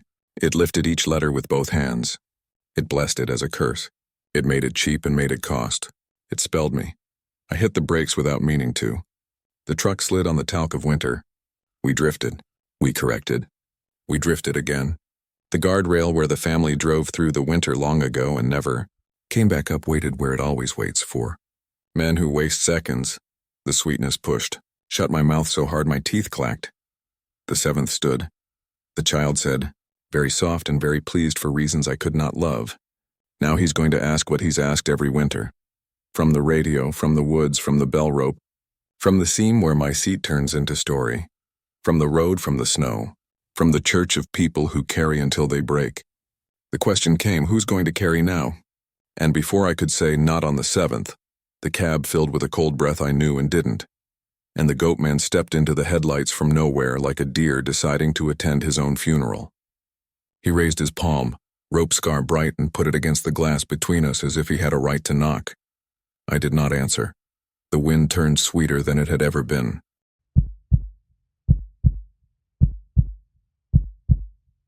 We were the family that didn't go down. We dug sideways. That's what my grandfather said when the others laughed at him for cutting benches into the hillside, instead of chasing the seam straight into the dark like a proper man. Down is a promise you can't keep, he told my father. Sideways is a bargain you can walk away from if you remember which way the cold breath comes. I grew up thinking that was about coal. Tonight I learned it was about names. The wind had gone sweeter than any winter lies should allow. The Goatman's palm pressed to the glass left no print, just a pressure that wanted to be called mannered. He lowered his hand at last, not for me, for the question, who's going to carry now? As if he were the usher lowering the rope on a bell no one hears themselves pull. I kept my mouth shut until the sweetness thinned to something like old syrup on a plate. Then I rolled forward, slow, past his ear that couldn't decide between antler and mule, and the road remembered how to be a road. The map didn't hum, it warmed. It has learned me, and I have learned its idea of kindness. A faint line drew itself across the paper, pale as a vein. Not a road. A drift. The kind you cut when you refuse the pitch of the seam and run level into whatever luck will let you steal. It started at the turnout near mile 61, and threaded under the ridge toward the place our people once called the bench, the shelf where our house sat. The one that fell in the year the river forgot its job and the mountain remembered its own. I hadn't been back since the funeral that didn't end right. I know where you want me, I told the map. and the penny leaned in its groove as if it had been waiting for this honesty. The seventh pallbearer sat still, hands folded, posture of a man already standing in a picture people will hold up in kitchens when they need a lesson. The child dozed with their cheek to the vent, mouth open, breath clear, not kept, not sweet. When I turned toward the old bench road, they woke without fuss and said, sideways, like a password at a door we do not own. Past the church, past the iron cross with the chain learning its new orbit, past the pasture whose circle ticks when I stop listening. The lane narrowed to 2 ruts and the truck became too much world for it. I parked at the gate where the stone pillar still wore my grandfather's name in cold chisels, shallow as an apology. My headlights found the old foundation 100 yards up the slope. 2 walls left. Corner bowed as if remembering laughter badly. The smell of walnut came down the hill even though there wasn't a tree left standing within shouting distance. The sweetness stayed low, licking the grass like ground fog with expensive ideas. I took the flashlight and then didn't turn it on. The bench path remembers feet better than tires. My boots found the places my father's boots had worn flat, and the old places my grandfather's boots had refused. Snow-silvered briars. Saplings made that winter creak in their joints when wind tries to make them older than they are. The child walked beside me and stepped the way a shadow does when the porch light is behind you. The seventh shape went ahead without weight, like a habit scouting for a chance to be necessary. The cellar mouth waited in the old hill like a story you tell but don't write down. My grandfather had set timbers there back when men hacked square holes with dull saws and got more out of wood by asking than by cutting. The door, 2 planks cross-battened, had caved years ago, but somebody had leaned it back into place against the opening as if embarrassed by what might make its way out. Frost traced the cracks in the wood in a pattern that looked like veins in a hand too tired to clench. Eased the door aside and the air moved past my teeth, cold and not. Sweet earth, damp, the faint iron of old nails. Behind that, just a hint of walnuts left too long in their hulls. A green that stains your palms into maps.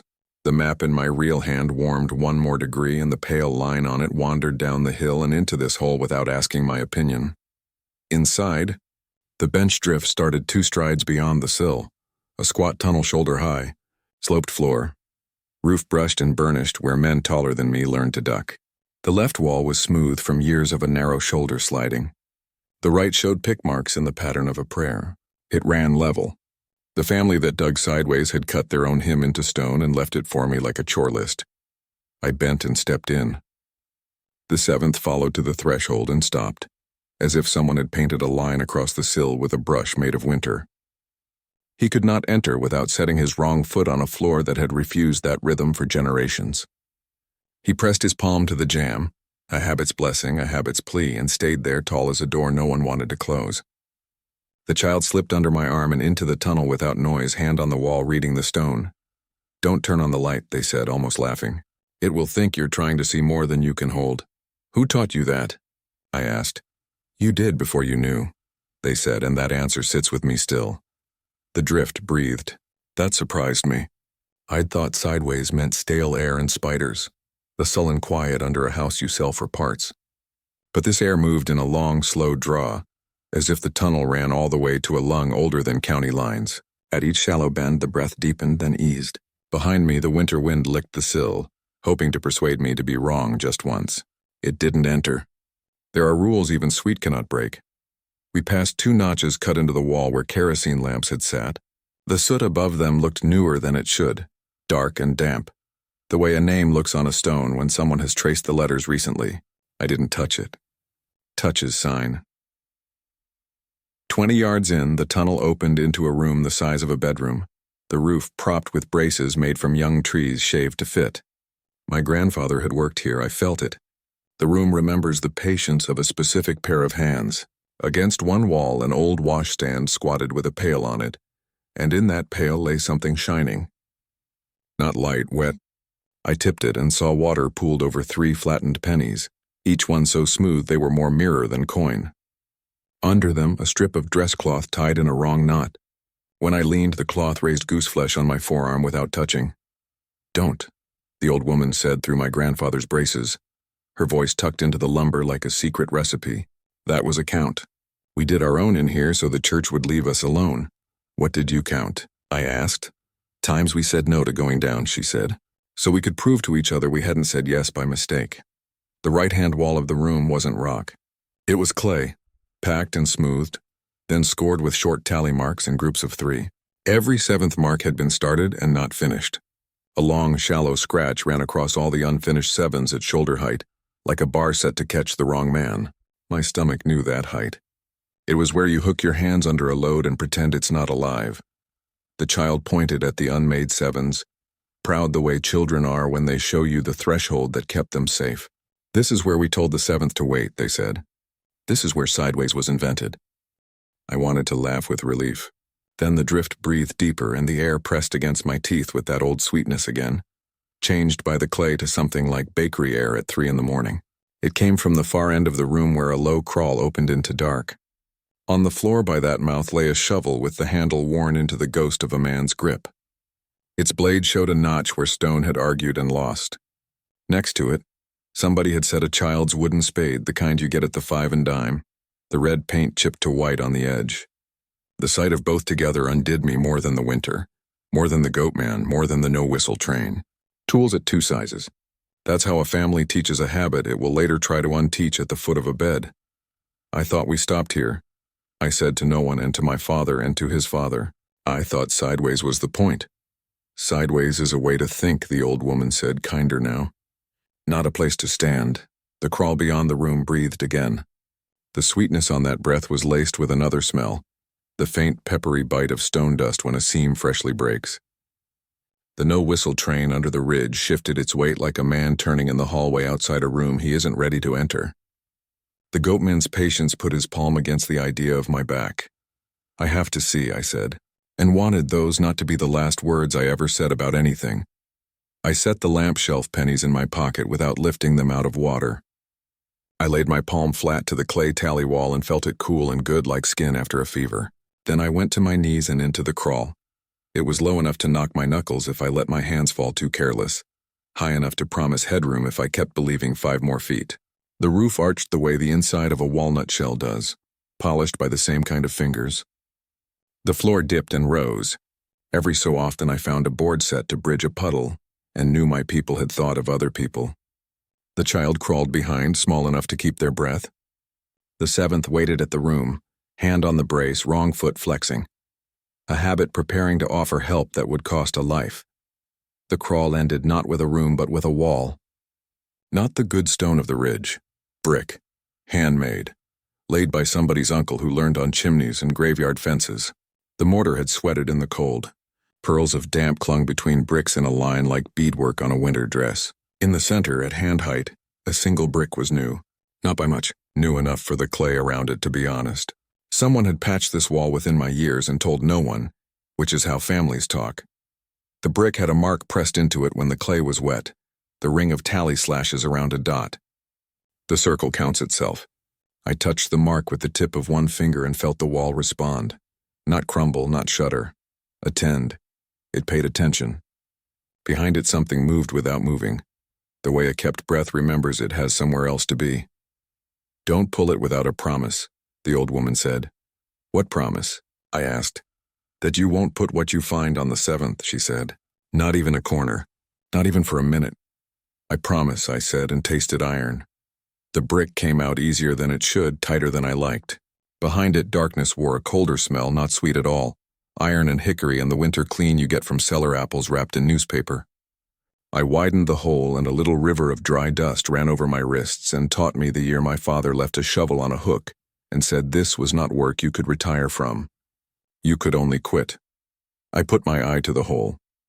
A narrow space lay beyond, taller than the crawl by a head and wider by 2 shoulders. A room cut level, a ledger room like the one under the clinch field but handmade and closer to the mouth of a house. Along the far wall sat boxes like the creaks in the churches, pine and cross-nailed coins on top. Some flat, some proud, one so thin it looked like a hair at the hairline of a roomer. Slips of paper under each. On the near wall someone had carved the first letters of our last name and then stopped. The uncarved space afterward hurt the same way an empty place at a table hurts. In the middle of the floor lay a length of chain. Not the trees, smaller, meant for wrists. Its end had been hammered flat and holed for a nail that had not been used. In the corner, on a chair made from a crate laid on its side, sat something that wasn't a person and needed a person to be believed. It looked like the shape breath makes when you see it in winter, rounded, hollow, insisting. It held an open ledger in the curl of itself. The pen lying across the page had never known ink. It was a nail. Witness, the old woman said, almost prayer. Don't carry.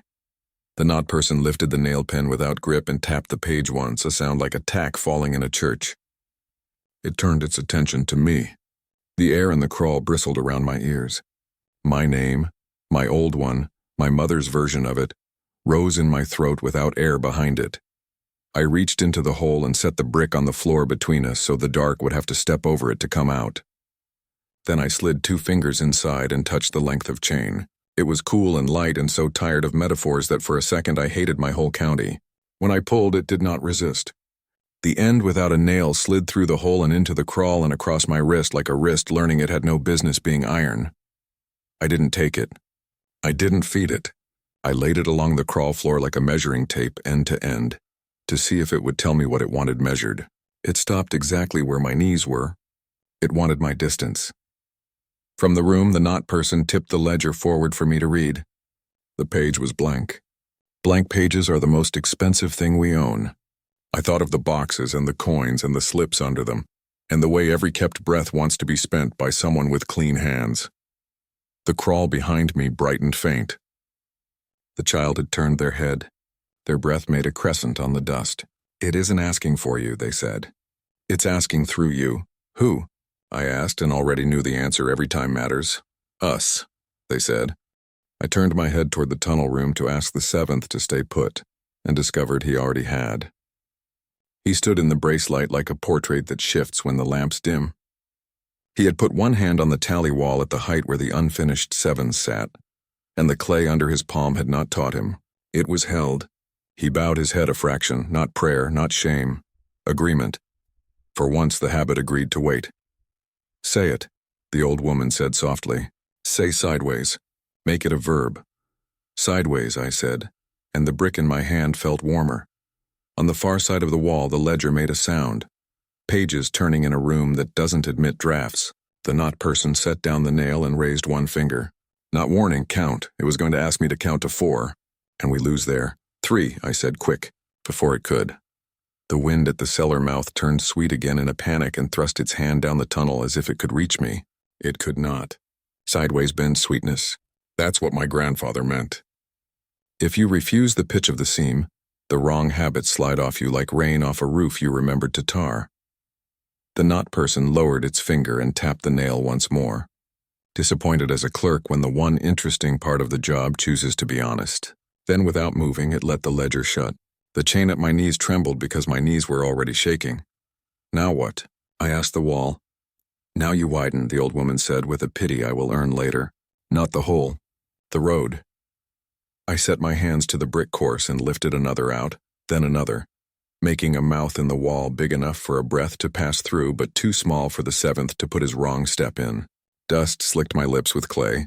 The sweetness at the tunnel mouth sulked. The Goatman's hand on the back of my neck, that pressure that isn't a touch, eased a hair, or maybe I got used to it. I made the hole to the size of a promise I could keep. Beyond, the ledger room's cold came into the crawl not like winter, but like a cellar where apples don't rot, because somebody took care. The knot person waited. The coins on the boxes did not lift. The slips did not darken. The chain at my knees lay as if sleeping. I pushed the brick aside and put both arms through the opening up to my shoulders and leaned until my chest. Against stone told me how new the wall was in the section I had chosen. In the space beyond, my fingers found the lip of the crate chair, the ledger's edge, the cool, dull point of the nail. The nail nicked my thumb and I said nothing because sound is a key and silence is a hinge. Take it? I asked. Witness, the old woman said again. Don't carry, so I did neither. I laid my bleeding thumb along the nail for a second, long enough for iron to learn my blood is not sweet, and then I let go. The nail warmed. The ledger breathed. From further in the room, another sound arrived, the slow scrape of something heavy being turned by careful hands on stone. Bow to axle, wheel to bed. I could hear a phrase in it. This weight will not be yours unless you agree. The child leaned on my shoulder and whispered, happy and sad in one breath. They dug sideways too. Who? I asked. Everyone who didn't want to fall, they said. The tunnel behind us sighed with winter. The seventh shifted his hand on the tally wall, and the clay thanked him without knowing how. The no-whistle train under the ridge chose a loop I had not felt before. Brown Mountain's lights lifted in my mind and arranged themselves to ask for terms. The chain around the Iron Cross downhill chimed once, a small consent. Inside the ledger room, a box lid moved, no hands, no sweetness, just a decision that had been waiting for a verb. I bent my head and listened with my ribs. A breath came out. Not kept, spent. It crossed the opening and went not into my mouth but past my ear, down the tunnel, up the cellar, out into the cold, and into the night toward the pasture where the ring counts itself. It did not ask my name. It did not leave me lighter. It left me specific. Who's going to carry now? The question rose again everywhere at once. Sideways, I said. We'll carry sideways. The ledger pages rustled like church clothes. The knot person lifted the nail as if to write and then held it over the blank and let the ink that doesn't exist drip nothing that costs everything. Behind me, something big stepped into the cellar. Not the seventh, not Winter, not the Goatman pretending to be a neighbor. Boots, several pairs, dry, measured, unhurried boots on old stone. They stopped at the room with the braces and did not come into the crawl. Someone crouched. Someone else whispered my name the way a cousin does who owes you money and wants you to ask in private. A third voice, older than any of us, said, "Keep your teeth together." And I almost cried from gratitude. "Who's there?" I asked without turning, because turning is currency and I am learning to be poor. No one answered. The chain at my knees lifted a link like a finger to a lip. The ledger in the room beyond slid a half-inch toward me, and the nail came down to the paper to make a mark that even Winter would have to read. I opened my mouth, and the sweetness got there first. I should tell you I made it home. That the wind let me pass, the bridge held, the lights dimmed, and the map cooled like a fever breaking. But that would be a different kind of story. The truth is simpler and worse. I parked the rig before dawn and sat with the engine off until the ticking stopped, and I could hear my own breath without wondering whose it was. The penny lay flat. The map wouldn't hum. The seventh sat beside me like a shadow that has learned manners. The child slept with their hand through the strap as if the world might move again without asking. I keep running nights. I keep my mouth shut when the wind turns sweet. I carry only what is mine. I witness what isn't. When the road slips under me like a seam deciding, I say the word that saves my ribs, sideways, and the truck settles a hair. The chain at the cross no longer scrapes the post. It breathes on its own. The creek keeps its boxes. The church keeps its plank. The pasture counts whether I watch or not. And under the ridge, a train without a whistle chooses a track I can feel in my teeth. You wanted an ending. All I can give you is a rule. If a map hums, listen. If it sings, fold it. If a handprint blooms upside down, don't wipe it. If a voice uses your name and makes it heavier, offer silence back. When the night asks who will carry now, answer with your boots, not your mouth. Hold your ground. Count to 3. Refuse the 4th. Some mornings the cab glass fogs in a small oval where no face is. It clears on its own. I start the truck. The road waits. Somewhere ahead the bell rope lifts, and I am still here to hear it.